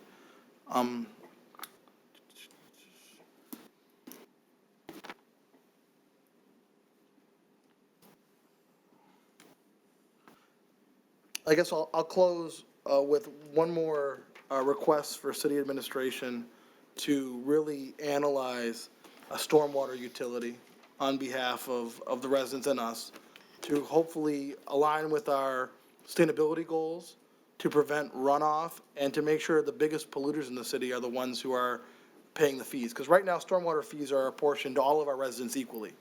So whether you're SHAP or someone who owns a house, you're paying an equal share of stormwater utility fees. And I think that the people who are polluting the most should be the ones who pay the most. So I would really urge city administration to really consider that, especially now that the state legislature has passed laws to enable stormwater utilities and really lay them out. And also, many other cities are now passing them and apportioning the fees this way. So I would ask city administration to really consider that. That's all I have right now, Mr. Mayor. All right, thank you, Mr. Radke. Anyone else? Mayor Taylor. Mrs. Schmidt? I just have a couple of comments. First of all, thank you to all the directors and administration. Once again, pretty straightforward budget, and I appreciate that. However, a couple of questions through the chair to Mr. Bashaw. So we're talking about the pedestrian safety islands, and you had mentioned the ones by Stevenson and Dodge Park will be illuminated. Is there a plan to do that with all of them eventually? We do have quite a few up in the city. We haven't put that feature on it yet. It's relatively new. So we are researching to see if they can be retrofitted to add that lighting if need be. It seems to me they could be solar powered or something. I just think it would make them more safe. And unfortunately, you know, I live near the one at 15 in Van Dyke, and it's there, and I still see people crossing across 15 Mile between the island and Van Dyke, or between the island and Carleton Middle School. So there are some people that just don't worry about their safety, I guess, but, you know, we're putting them in, and I would like them to be as safe as we possibly can. So, you know, I would like to look into maybe illuminating more of them. Okay. And Mr. Radke was talking about the roundabout and the crossing at the roundabout. My personal opinion is, I think that sidewalk is too close to the roundabout. It would be safer, and I know that's where the sidewalk is coming from this city center, but if it were farther towards the driveway into Dodge Park, or even after the driveway into Dodge Park, it would probably be safer than cars coming right out of that roundabout and there's pedestrians. Just my 2 cents. I'm not an engineer either, so. And I'm excited about Moravian. And I think, you know, we're going to hear a lot of the moaning about construction and you have to go through the pain to get the gain, so we're all willing to do it. That's all I have for you. I really don't have much else to say, except that through the chair to Mr. Vanderpool, you know, it's a recommendation of mine that on this second night of the budget, when we make the amendments, that all of our directors be here. Because it would have been nice to have Chief Edmond here. Or whatever department, you know, and, you know, it's their tough luck that they would have to come to 2 meetings, but I think it's important that we have the directors of each department here in case someone is going to make an amendment, that they can give their opinion on the situation. So just my recommendation. And with that, I'm all set. Thank you. Okay, thank you, Mrs. Schmidt. Mrs. Arco? Thank you, Mayor Taylor. First of all, thank you to everyone that took part in this budget. It is a lot of work and it takes a lot of time, and we do really appreciate it. I'm going to start with probably Parks and Rec. First of all, I got compliments for you because their improvements to Island Park, I think, is a great idea. You know, what I'm really happy to see is that we're maintaining what we already have as well. And isn't just all new things, that we're taking care of what we have. And now that we have disc golf, I know a couple of years ago we asked you if there was a place to put foot golf in, so maybe that's the next activity that we come up with is foot golf. But what I've been to a couple of meetings in the last week or so, and I have to tell you, and I've already brought this up with Mr. Vanderpool and you've talked about it, but I think maybe publicly we have to talk about it. Explain to me the process that somebody has to go through to become a vendor to bring in food into the community center, and why we have that process. Through the chair to Mr. Langley's. Sure, thank you. First and foremost, you know, our goal with the approved vendor, I guess, process or policy that we have is to ensure that the city and the department is being covered from a liability standpoint, to make sure that food that's being served in the community center, publicly, privately, is being done so in a manner that's, you know, ultimately approved by the health department and meets all standards and guidelines there.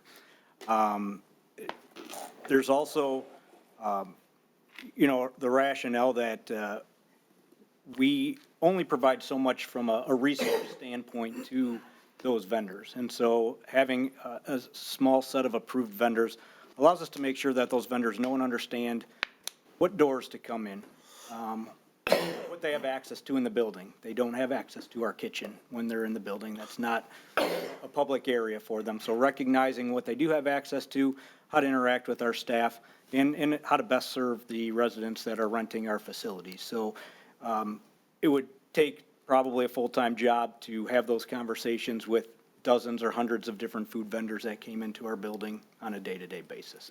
So the application, or the process to become an approved vendor is ultimately they have to fill out an application. They provide us with a certificate of liability insurance listing the city as additionally insured. They sign a hold harmless form, again in favor of the city. They show us that they have food safe certifications. They show us that they have health department certification. So again, we know that they're a legitimate business. From there, we also collect a $500 fee at the time of application. If they're not chosen as an approved vendor, we put that fee back to them. And that fee is really, it's an administrative fee. It's similar to how we collect fees for having food trucks in the park on Dodge Park Thursdays or having restaurant vendors in the park for Sterling Fest. It's basically their,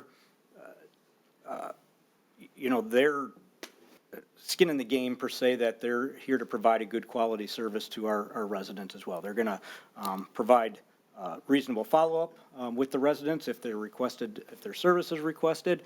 If there's any issues, they're going to provide a fast and reasonable response, and they're going to really operate as an extension of the Parks and Recreation Department in the city of Sterling Heights. So it allows us to make sure that those food vendors are in partnership with the city. Okay, I can understand that, but what do we charge a food truck on Thursday nights? $75 a week. Okay, a week. Mm-hmm. All right.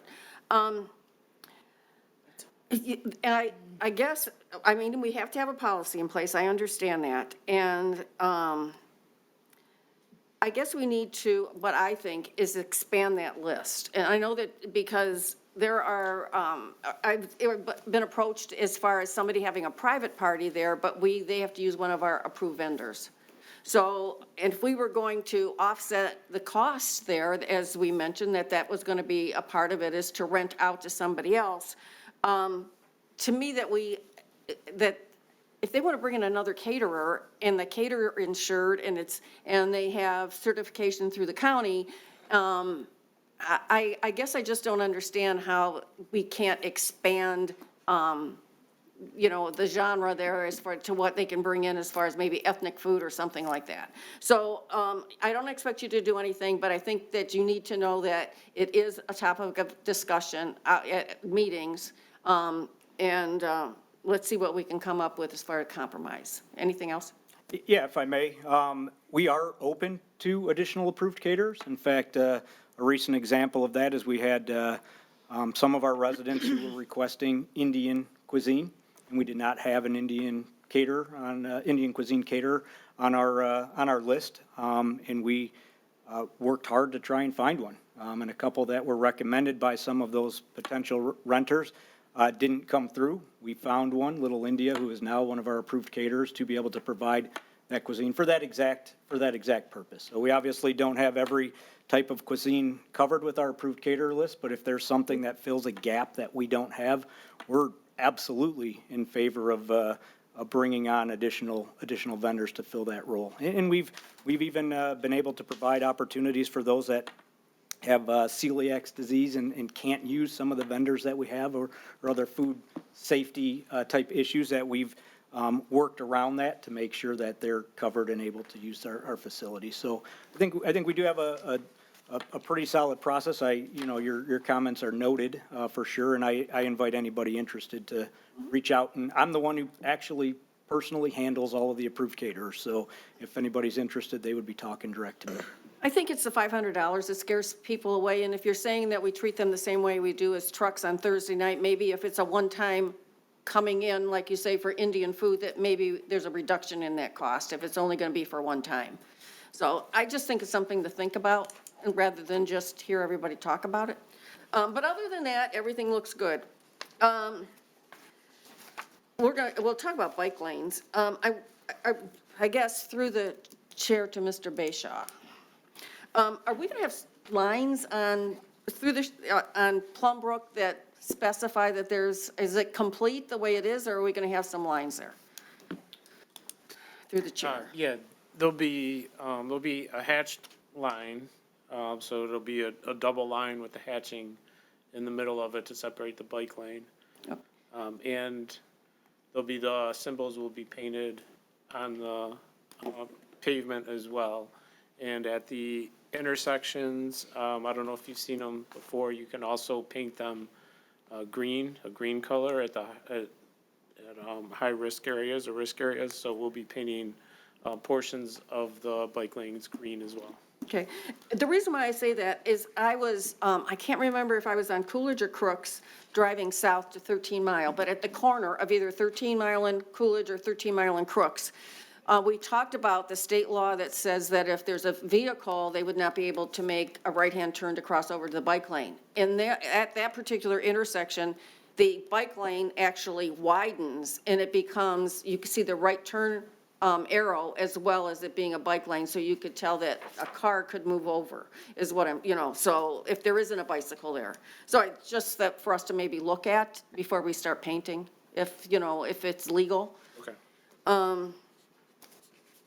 And I'm going to agree with Mrs. Schmidt on the mid-block crossings, because it's a great idea, and you put them there for a reason. And I still don't understand why people don't use them. I mean, you're doing it for their safety, and yet they still just, so I will do the best that we can, and if people continue to not use them, there's nothing we can do about it. But I think improving them so that they're well lit, and hopefully it'll bring more attention to them and people will use them. And if for some of the future projects that you brought up, if we could talk to the county about bridge improvements for the bridge that's on Shane or south of 15, because it's fallen apart.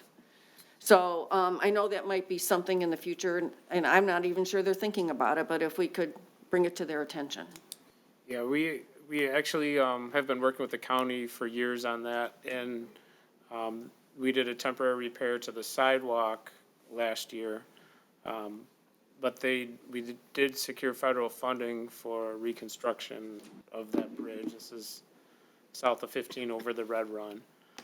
So that is a future year improvement. I think it was 2026 or 2027. I'm not sure exactly which year. I think it was a 26, but it will be a reconstruction, and at that time they'll have a separated pedestrian barrier at the time. I think that bridge was constructed in 1978.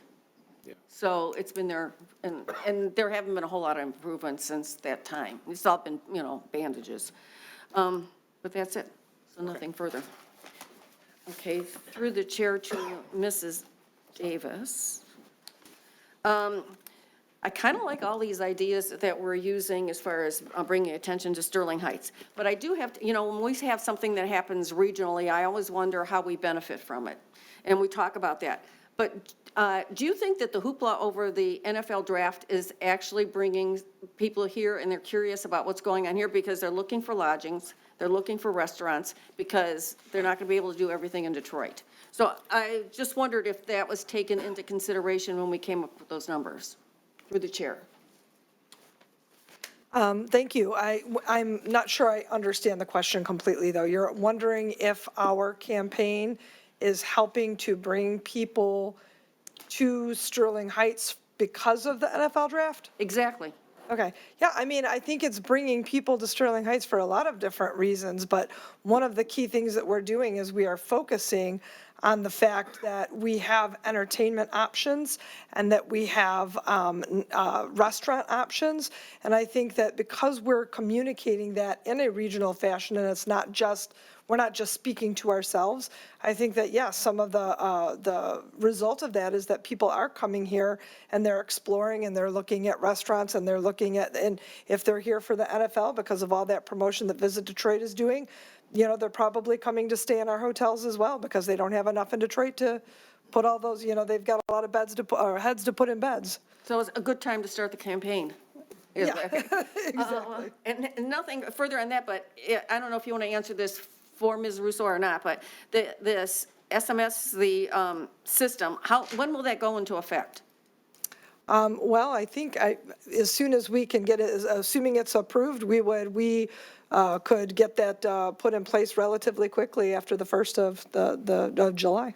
Okay.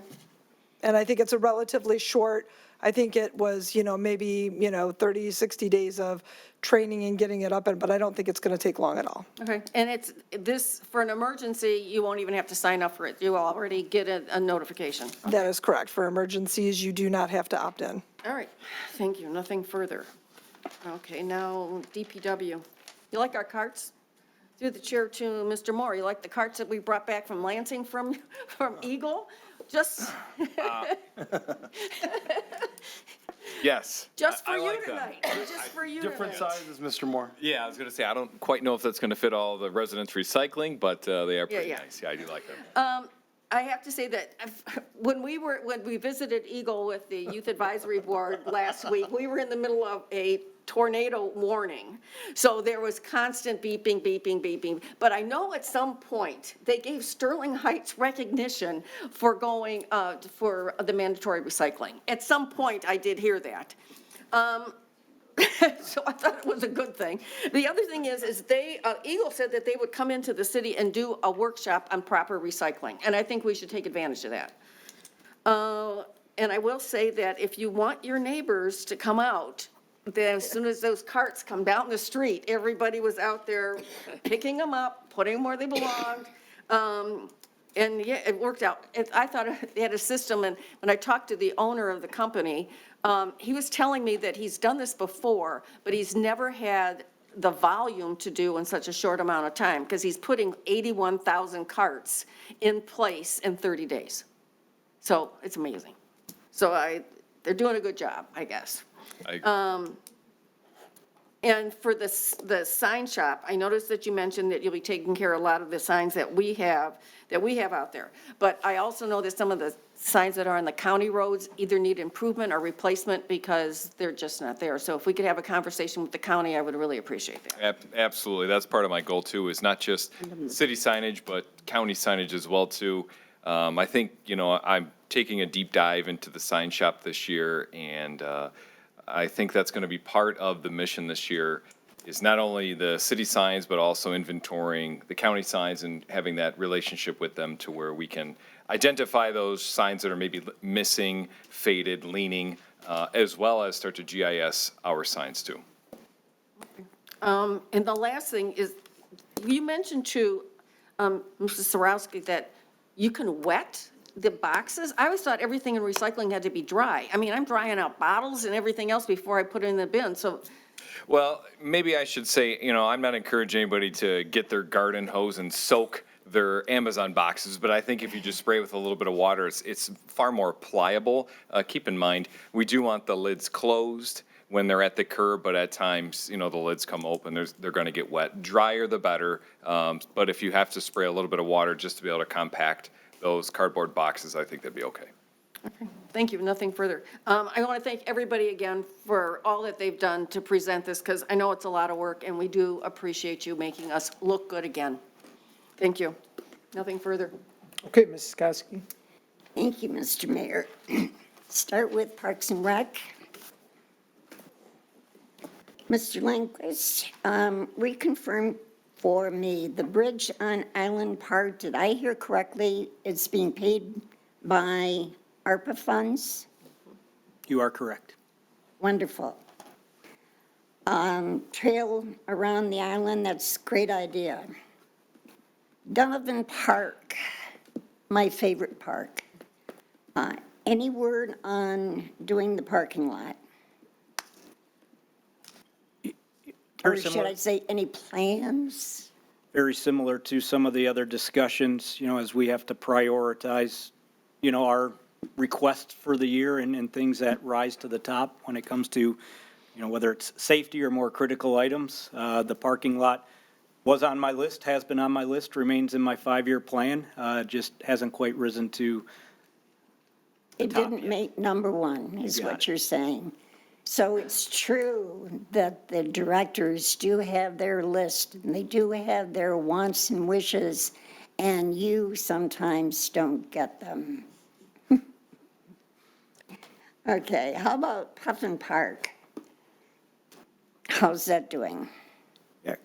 Great question, and we are making what I would like to say is progress. It is, as you know, been a long, very arduous process to get the conversion done for the road going through Puffin Park, which we need to effectuate before anything can happen with the Warner Meadows sub or the redevelopment of Puffin Park. So I have submitted all of my documentation, my application, all the backup information is in the state of Michigan's hands. They have to do their side of the paperwork and then get it to the National Park Service for final approval. So we are moving along. I've been in constant contact with the conversion representative from the state of Michigan. We still have probably a few months ahead of us before we get a final answer, but generally speaking, since we've already gotten the preliminary approval and all the documentation is falling in line, we should be in good shape. We just got to go through the formal process. Any plans on when the community garden would be started? It remains our timeline to open the community garden for use in April of 2025, so at the beginning of the growing season of next calendar year, so it would fall at the tail end of the current fiscal year, the proposed fiscal year that we're talking about right now. How is that going to work? Will residents be able to participate in that, or is it going to be set up through a program, or any idea yet? Yeah, we're planning to, we looked at a number of different models, as I mentioned, at strategic planning, and we kind of took the best of all that we saw, and we're going to put Sterling Heights touches on it. But it will be an opportunity for people to apply to have a growing space in the community garden from year to year, and we would then take those applications and manage that like we do, say, a farmer's market or anything else that we do in the city, and then provide the oversight through the Parks and Recreation Department. So the majority will be residents who have applied. It will be a resident-only opportunity. We're not opening the community garden to non-resident applicants because we do believe there's going to be a substantial amount of resident interest in the garden. So there will be opportunities for general residents. We're going to try to provide opportunities for businesses, nonprofits to have spaces to be able to grow. Also have the plans for a children's garden area, so our younger residents will have the opportunity to test their green thumb as well. So it'd be more like a, we're ready to take applications, come sign up kind of thing? That is correct. And we're hoping to open application process either very late 2024 or right at the beginning of 2025, right after the new year. Okay, again, it was mentioned the relief drain trail from Ryan Road West. Any idea when that's going to happen? The county is waiting on us. They're proceeding with their part of the project, which is installing the prairie, daylighting the drain. So they're waiting on us to either approve or not approve the project.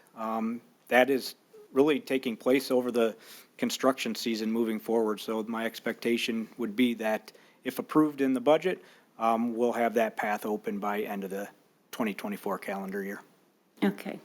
One other question, in regard to the Nature Center, have you thought about doing butterflies there again? Can you elaborate in terms of butterflies there? Again, we do have our butterfly garden, which we, in Monarch Way Station there, but are you, That's what I was talking about. When you come in the door, it was like in the vestibule. Do you plan on doing that again, or?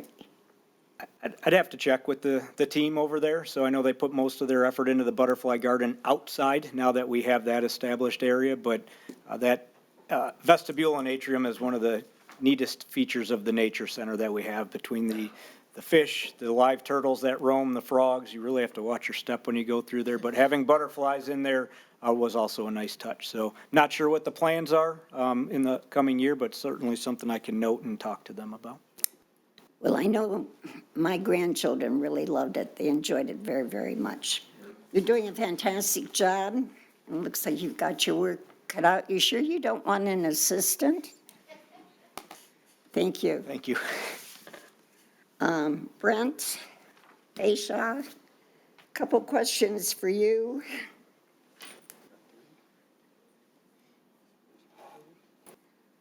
It was mentioned that you're going to be connecting, or we're going to be connecting Dobry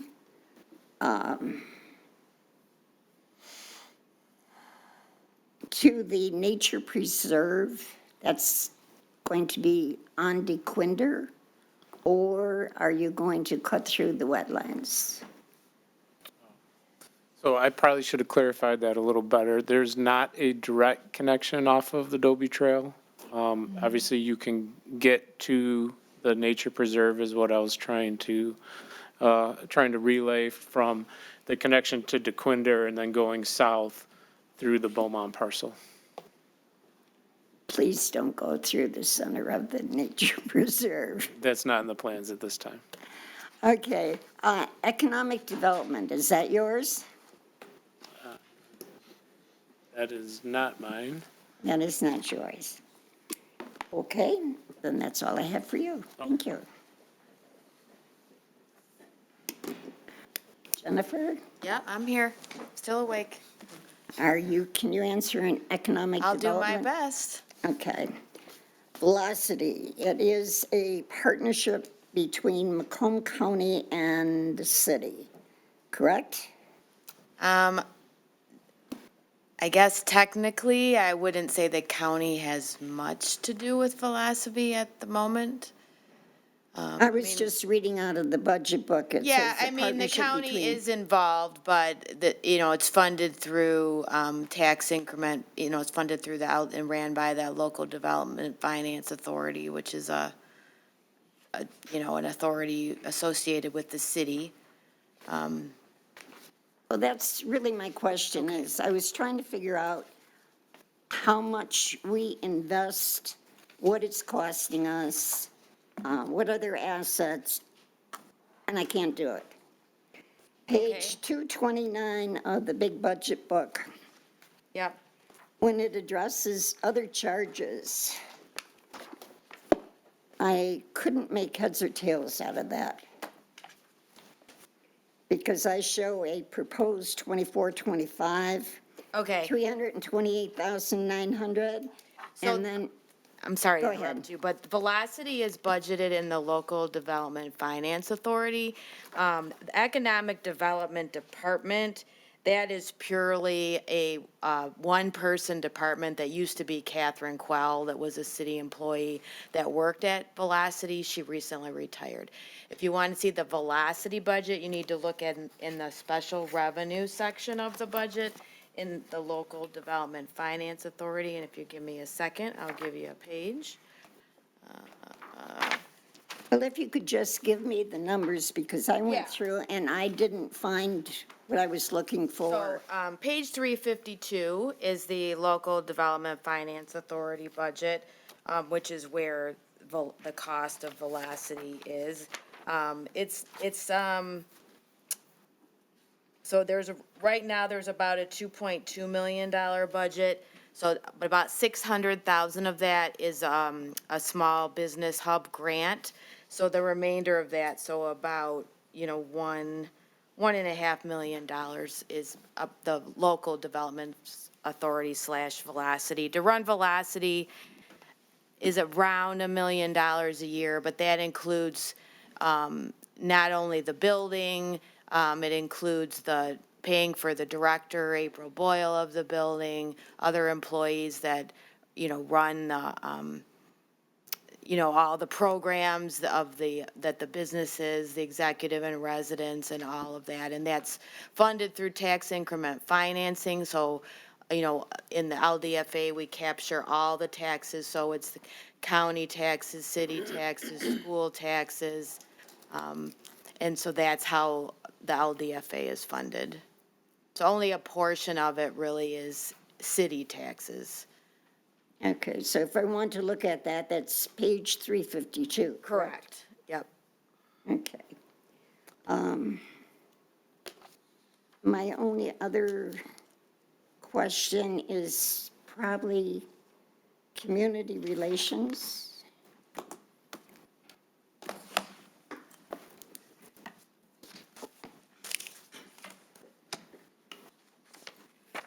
I have to say that you picked a great branding because I see it all the time.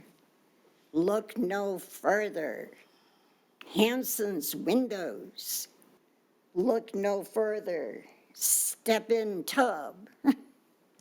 So you picked a good one. It's out there all the time. So it should become just a natural response. Look no further. As far as our branding is concerned and our latest branding, which you showed us tonight,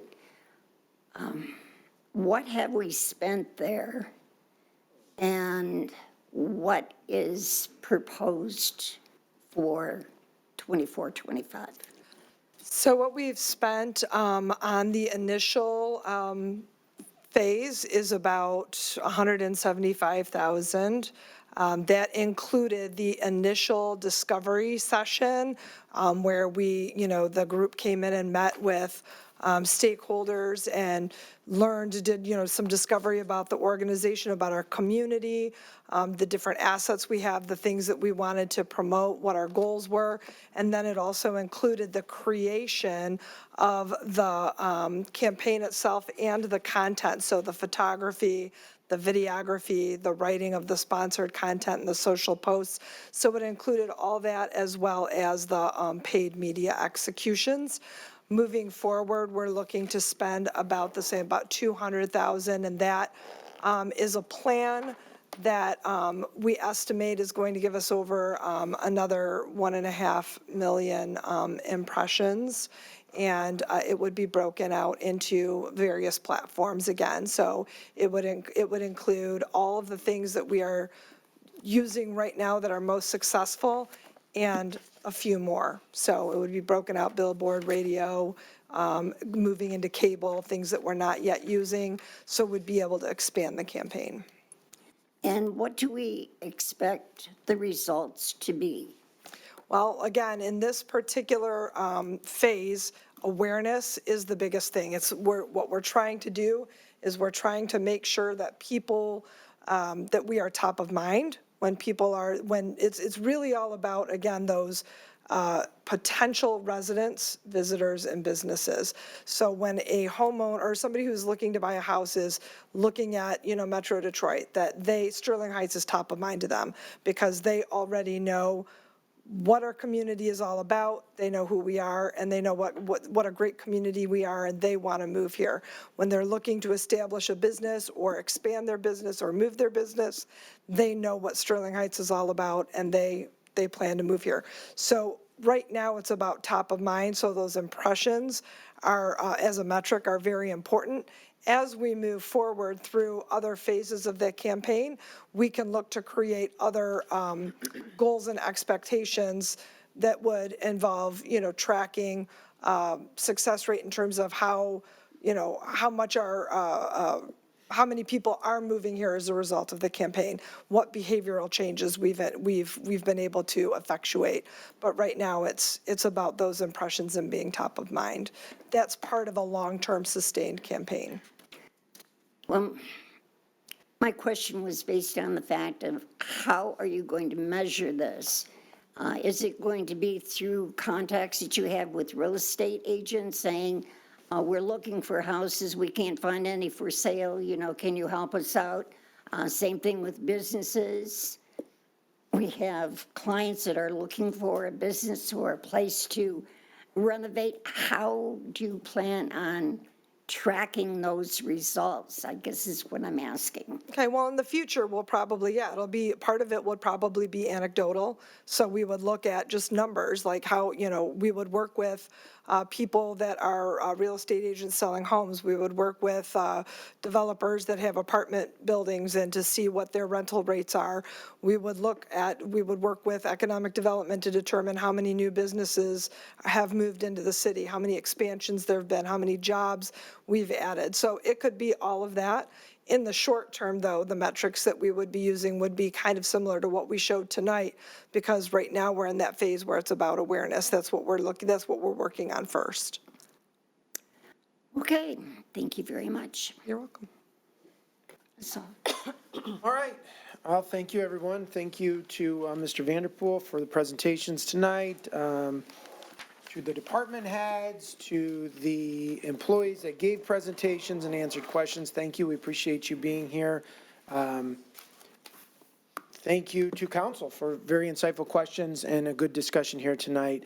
I don't have anything to add, so I'm going to just say we can move on. So if you're watching from home, we will be voting on this budget at the next regularly scheduled city council meeting, which I believe is May 7th. Is that right? So we'll move on now to communications from citizens. So there's a small group here tonight. You didn't get a chance to comment under the agenda item. I'll be pretty reasonable with giving you extra time if you want to comment on any of the budgetary items, and you want to comment on anything not on tonight's agenda. Have at it. I'll keep track of the time. Just try to keep it reasonable. If you do go over the 4 minutes, that's my ask. Okay, so is there anyone who'd like to speak under communications from citizens? Yes, sir.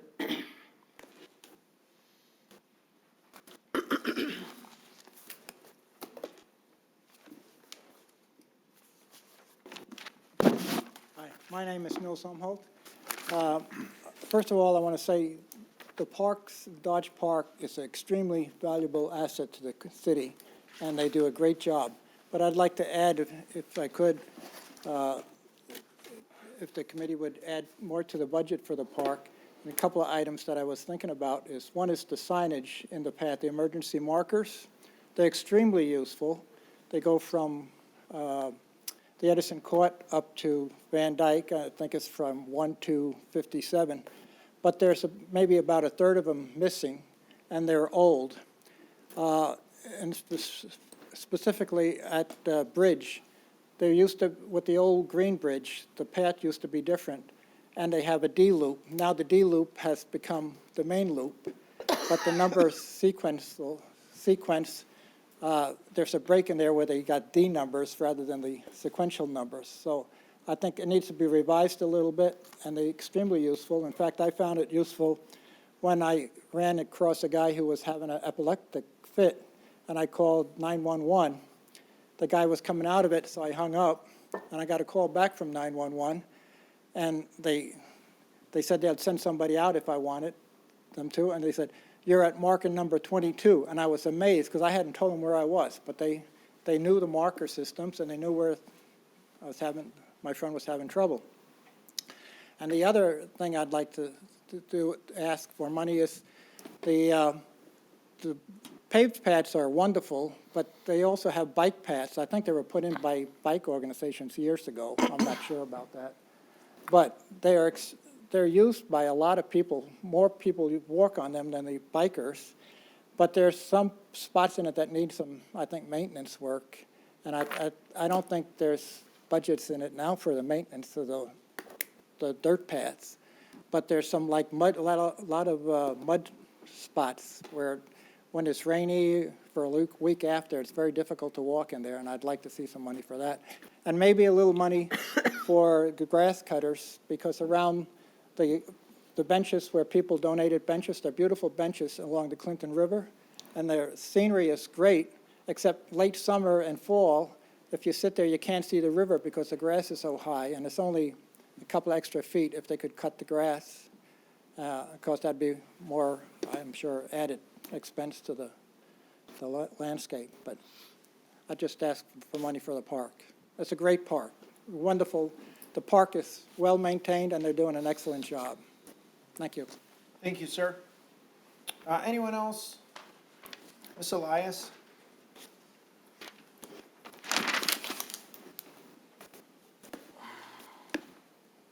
Good evening. I didn't expect it to be such a long day. I'm just surprised our city administration wants to hire another assistant manager, especially for DEI. I mean, you projected to hire the DEI position a year ago and didn't, so I figure this is the way you're transitioning the DEI, especially with Michael Radke pushing for this because of that DEI option. I'm just wondering, you're going to probably have this DEI do majority of the work, and the side work might be assistant city manager, which I don't think we need, because they're going to be responsible for diversity, equity training, ideology among all our city employees.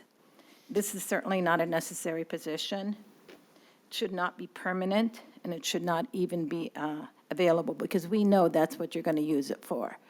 And that's a waste of our tax dollars. Our residents of this city, especially the seniors, are on fixed income, are struggling to make ends meet with the rising cost of utilities, gas, food, and property taxes. Yet you wish to use our hard-earned tax dollars to put in the second position, which I know primarily will be towards the DEI and maybe supplemental city management. It is so wrong. It is not essential. And it's going to be costing us, I thought it was $170,000, $220,000. Now, let me ask you a question. Back in 2009, you put into a temporary 1.9 property tax millage because the home crisis was low. It is now 15 years later. When are you going to give the people of Sterling Heights a tax break? You are using this money, and you're using the other city manager. Those people need a break. I'm on a fixed income. There's a lot of seniors who are. You're not paying attention to those people. You're putting in what you wish to put in, and you forget the obligations you have to us. Now, if that was instituted back in 2009, why have you not removed it so we do not have to pay that additional tax? Our property taxes are soaring. The home prices have never been this high. You owe it to the residents, you owe it to everyone to remove that. Instead, you use this slush money to do something else that we don't need. And you know this project is not something we need. Because if we were to, and this is what I'm going to ask you this, I was in HR.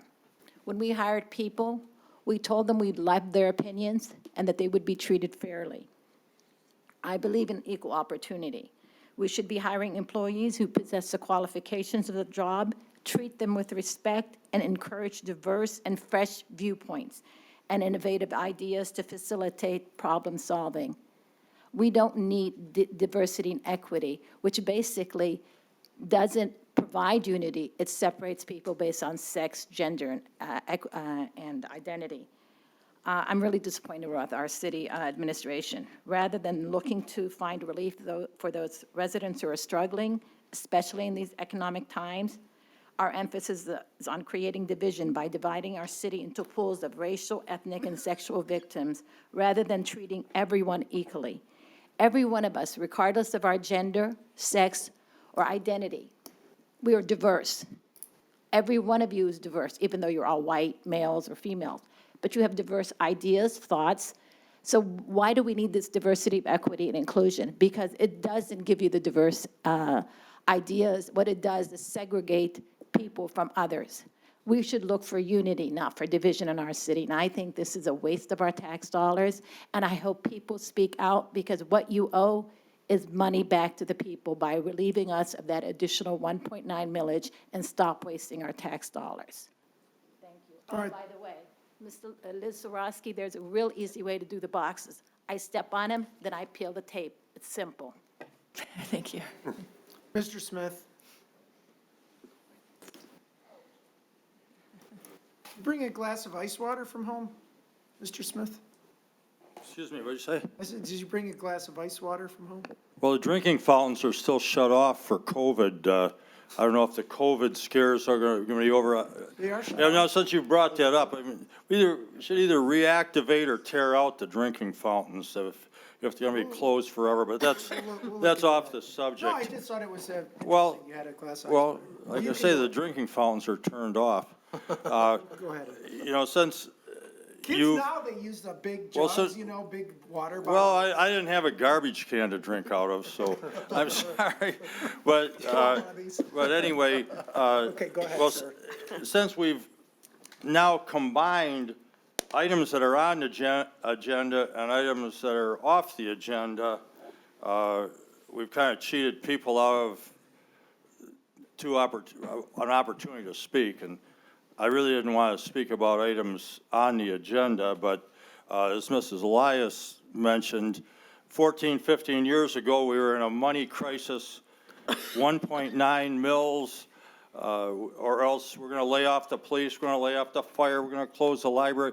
So now today, we're hiring people helter-skelter at a cost of labor of $300,000 apiece. And this, throwing around 150 or 160 or 220, that's ridiculous when you ignore the lifelong family medical benefits, the retirement, the company car with gas and insurance.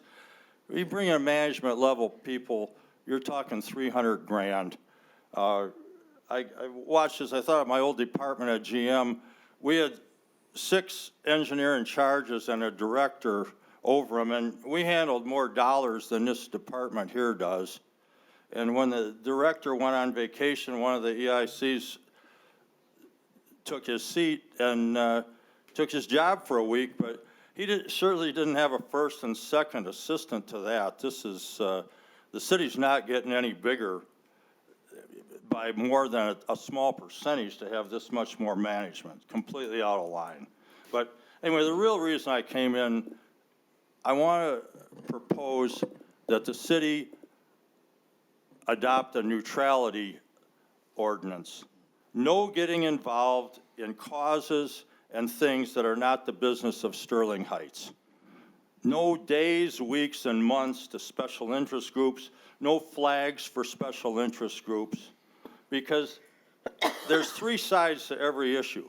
There's a status quo. People want things as they are. And usually they don't get too active because they think things are going to stay as they are. And then there's some fanatic zealot group that wants things to change. And people are afraid of them because they're kind of people that block traffic and set fire to buildings and tear down flags, that the zealots that want a cause are more frightening. And they're liable to come up and see the mayor, the city council, city manager, council members, and put forward their cause and get them to run up a flag or give a day or a week. And there's a third group that's bigger than both of them put together, the ones that just want to stay out of it. This is not our business. The city has no business being in this. I think it's like campaigning door to door for myself or another candidate. Somebody says, well, I agree with you, I support you, yeah, you can put up my sign. Or somebody says, no, I don't like you, I'm against you. And there's a much bigger group that says, I don't put signs on my lawn because I'll make enemies. And people won't like me. I might like you, but I won't put your sign on my lawn. Well, I say that the same way when you run a flag up the flagpole for some special interest group. That the guy that came to your office and said, this is a whiz-bang cause, I want my flag up, and he's in your face, you don't want to get in an argument, says, okay, I'll run up the flag. But the people that oppose him, maybe they're not going to come in and make a stink. And the people that want to stay neutral, you've offended them too. So with your tax increases and your needless head count and your growing government, you've, in your job position, offended people. But you really don't need to offend people by getting involved in special interest causes that are not the business of Sterling Heights. Things that are in Africa or Asia or the Middle East or South America, or things that happened 100 or 200 years ago, you don't need to be involved in. So don't tell people, we don't believe in your cause, we don't like your cause. Just some city policy, we don't do special interest flags, we don't do days and weeks and months. We just collect the taxes and spend the money and hire double assistant managers and DEI coordinators. You know, we think of innovative ways to spend money. We give $3 million to a group in a houseboat in Miami that might redo Lakeside, but stay out of the special interest. You can make enough enemies with things that are city business without making even more enemies getting involved in things that aren't city business. Well, thank you very much. All right, thank you. Yes, ma'am.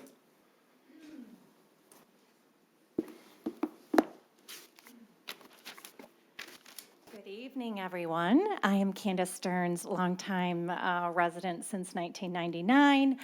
I just wanted to see if we could discuss or have feedback on the assistant position.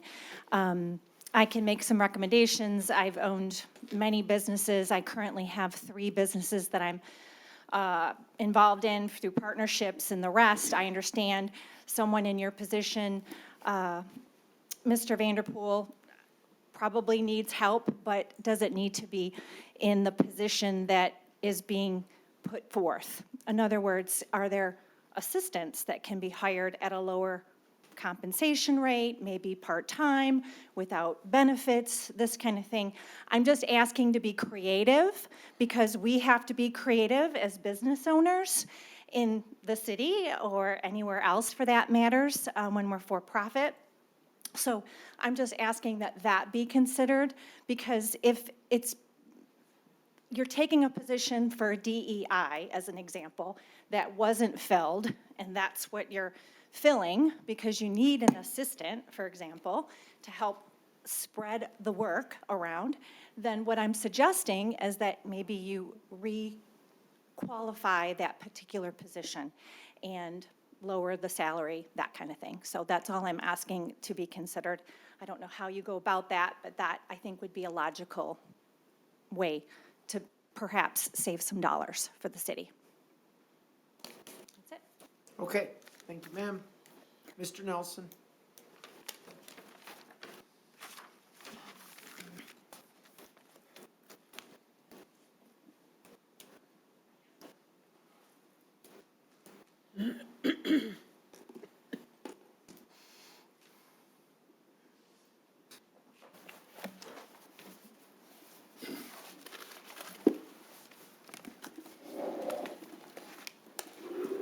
Again, I believe Ken Nelson, Fire Steel, Sterling Heights. Again, I believe I'm the only resident out here to spend $60 to pick up an entire copy of the budget, so I go through this just like you guys do.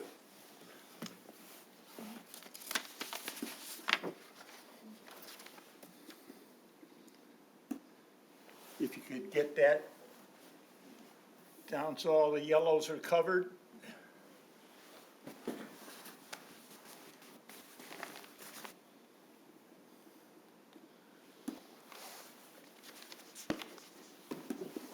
First of all, let me say that I am completely dissatisfied with where our budget process has gone to.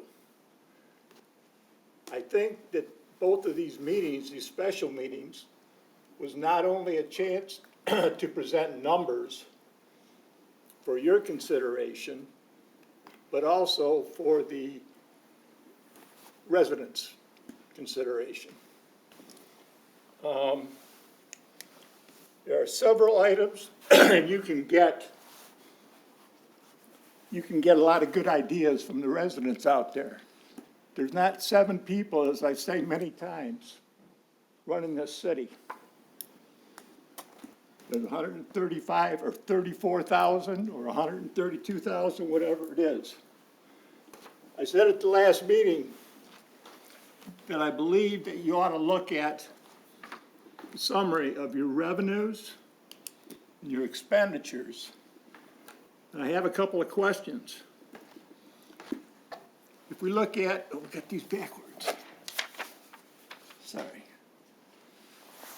If we look at the 2024-25 all funds budget that just has the budget numbers, we show that city property taxes are $86,396,900.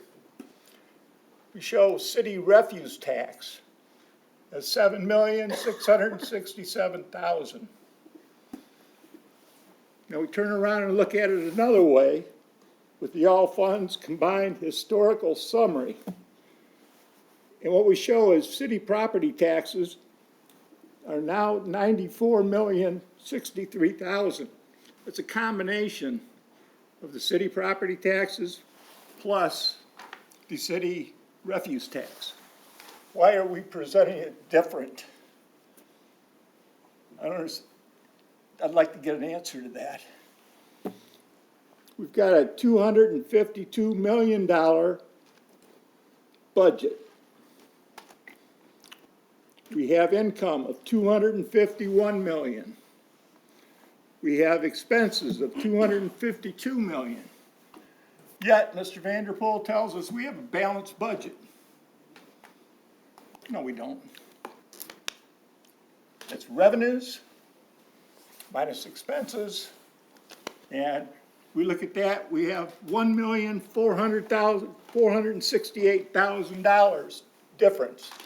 We just happen to have a fund balance that we can take from and call it a balanced budget. So to say it's a balanced budget, I disagree with you. We have other items.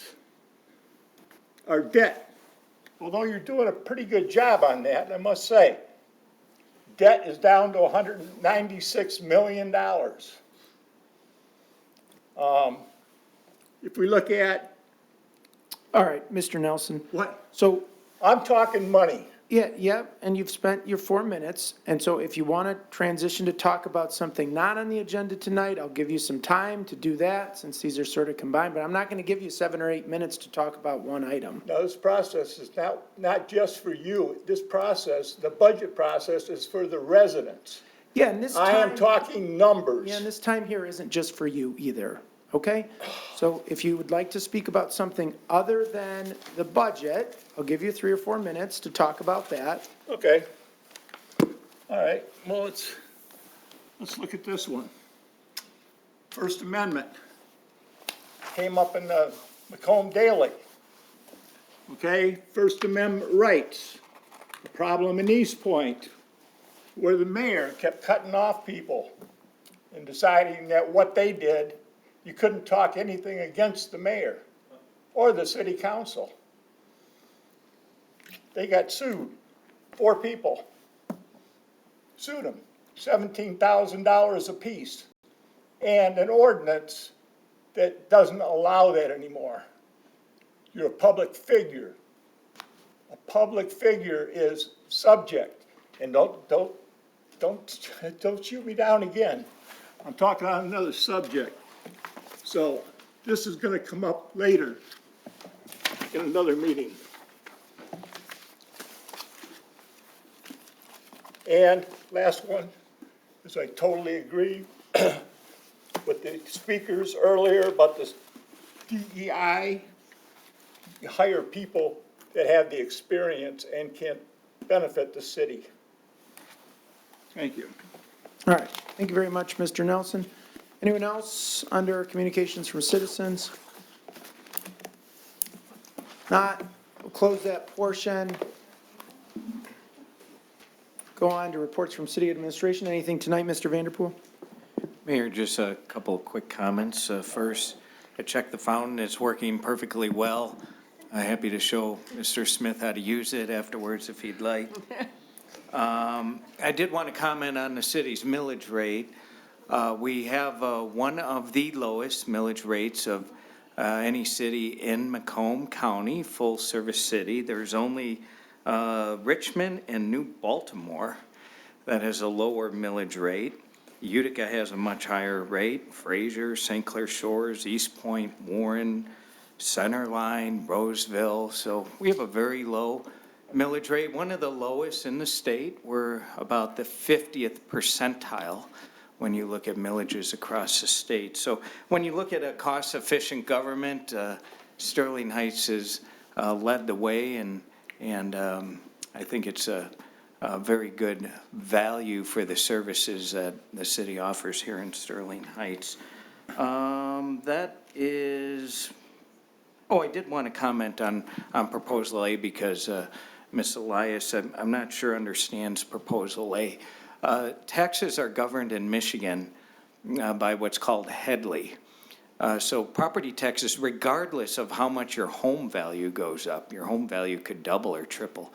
Property taxes are governed by the rate of inflation, or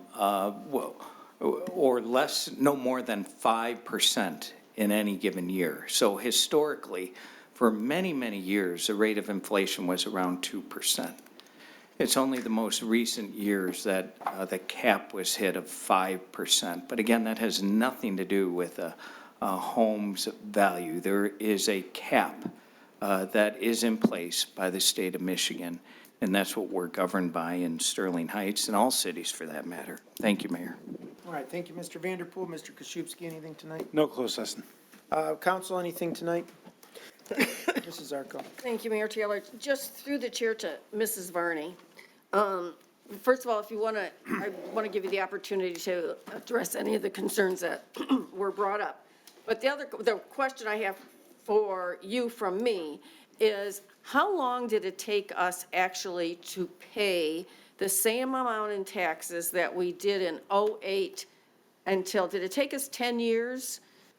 Because our taxes declined over that period for, I believe, 10 years, and that can never be made up. That's gone. That money is absolutely gone. So for many years, we lost a lot of money. So if you can answer that question for me. And do we have copies of our budget in the library that you don't have to pay for? So yeah, that sounds about right. I don't have those numbers in front of me, but, right, so when, in '09, '10, when we increased the millage rate, the taxable value had plummeted, 50, 60%. So people were paying, even with a higher millage rate, less taxes than they were before we raised the millage rate. And that, I think about 10 years is about correct. But again, in the meantime, the cost of everything has risen too. And just for information, 1.9 mils would equate to about $10 million in the budget. So I can't think of any way I would cut $10 million from the budget other than laying off people. So just to put that a little bit in context. So yeah, so first of all, we have the budget online. We have the budget available at the city clerk's office, and we have the budget at the library. It is a very big document. I know that. It's 500 pages. So obviously, if you want to print it out at home, that's a lot of paper. Part of the reason the budget is so large is we do our best to be transparent. There are requirements that we have to meet to get the budget award, which we've got for 33 years in a row. So it is very large, has a lot of information.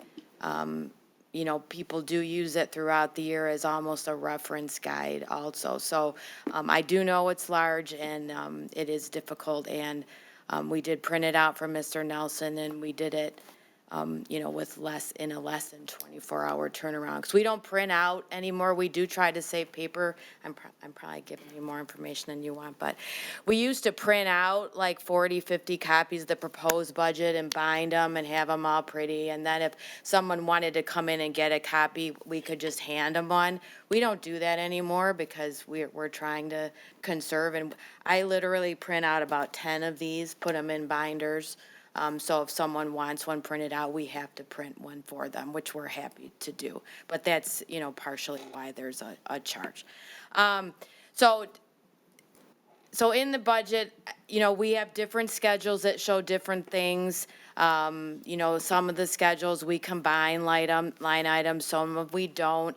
There's some of it is, to be honest, to try to fit things on a page. Sometimes we have to combine some items, but as the resident pointed out, if you added the two lines together, it added to the total property taxes, and they are all property taxes in the one schedule. I chose to try to show the refuse tax separate. As far as use of fund balance, yes, we do have a use of fund balance when you look at total funds. We have fund balance in major roads. We have fund balance in the capital projects fund. We have fund balance in the local road fund. We don't spend all of our money in major roads in the same year that we take it in, because projects often spread over multiple years. So, we may budget, for example, the Canal Road project that Mr. Bayshaw talked about is budgeted in the 24-25 budget. I am 100% certain we will not spend our $3 million that we have budgeted for that project in 24-25. So we will carry forward the fund balance to 25-26. And then when we spend that money, it will be a use of fund balance.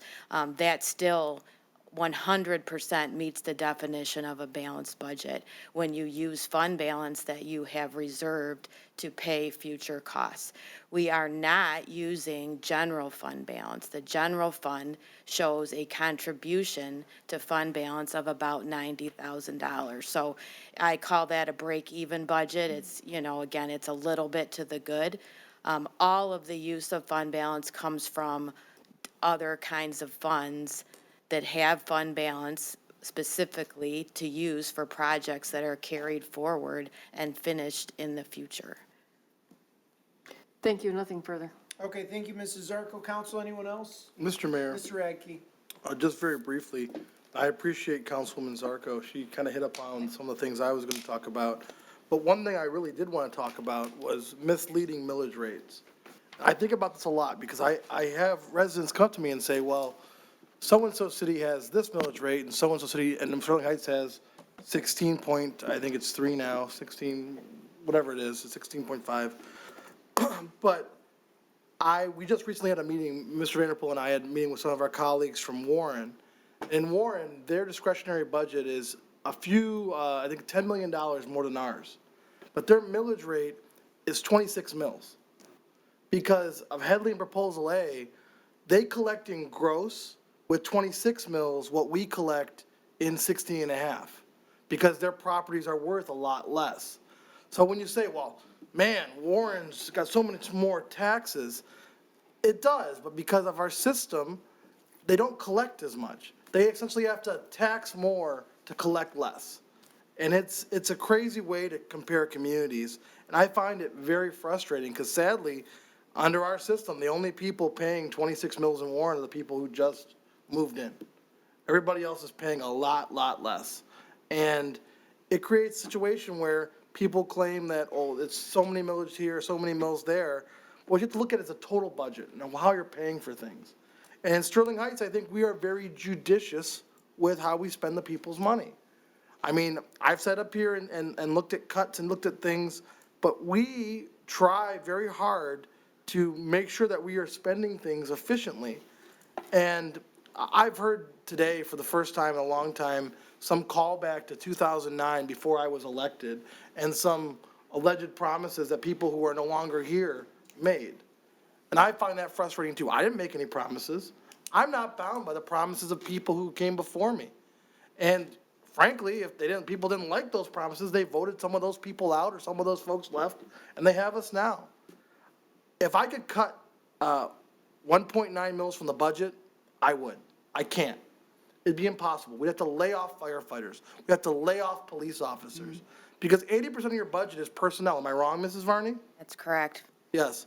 So when people come in and ask for an insane tax cut, it's not, cars in the parking lot or printer paper, it's people. So what you're advocating for is for us to lay off people. And maybe you think we have too many police officers or too many firefighters, but I'm betting the residents at home don't think that. And I'm proud to support this budget. I'm proud to support this process because I know that the people in Sterling Heights and our directors and our city employees are working very hard to be as efficient as possible because we believe in public service and we appreciate this job. And we want to do what's best for the residents while being, I mean, I treat, Mrs. Varney knows that, I read the budget backwards and forwards and I bird dog it because I want to make sure that we are really protecting the people's money like it's my own. And I think all my colleagues do that too. So I just find it very frustrating when people come up here and throw around some numbers, especially when it's clear to me in prior budgets, all city taxes encompassed everything. Because there's an increase in the refuse cost this year, Mrs. Varney took the refuse cost and put out as a side item, just to show what the increase could be. And somehow that's made like we're trying to hide something. I think that that's very frustrating. I think it's a disservice to what Mrs. Varney's working on. So that's all I have, Mr. Mayor. Thank you, council. Anyone else? If not, I would entertain a motion to adjourn. So moved. Support.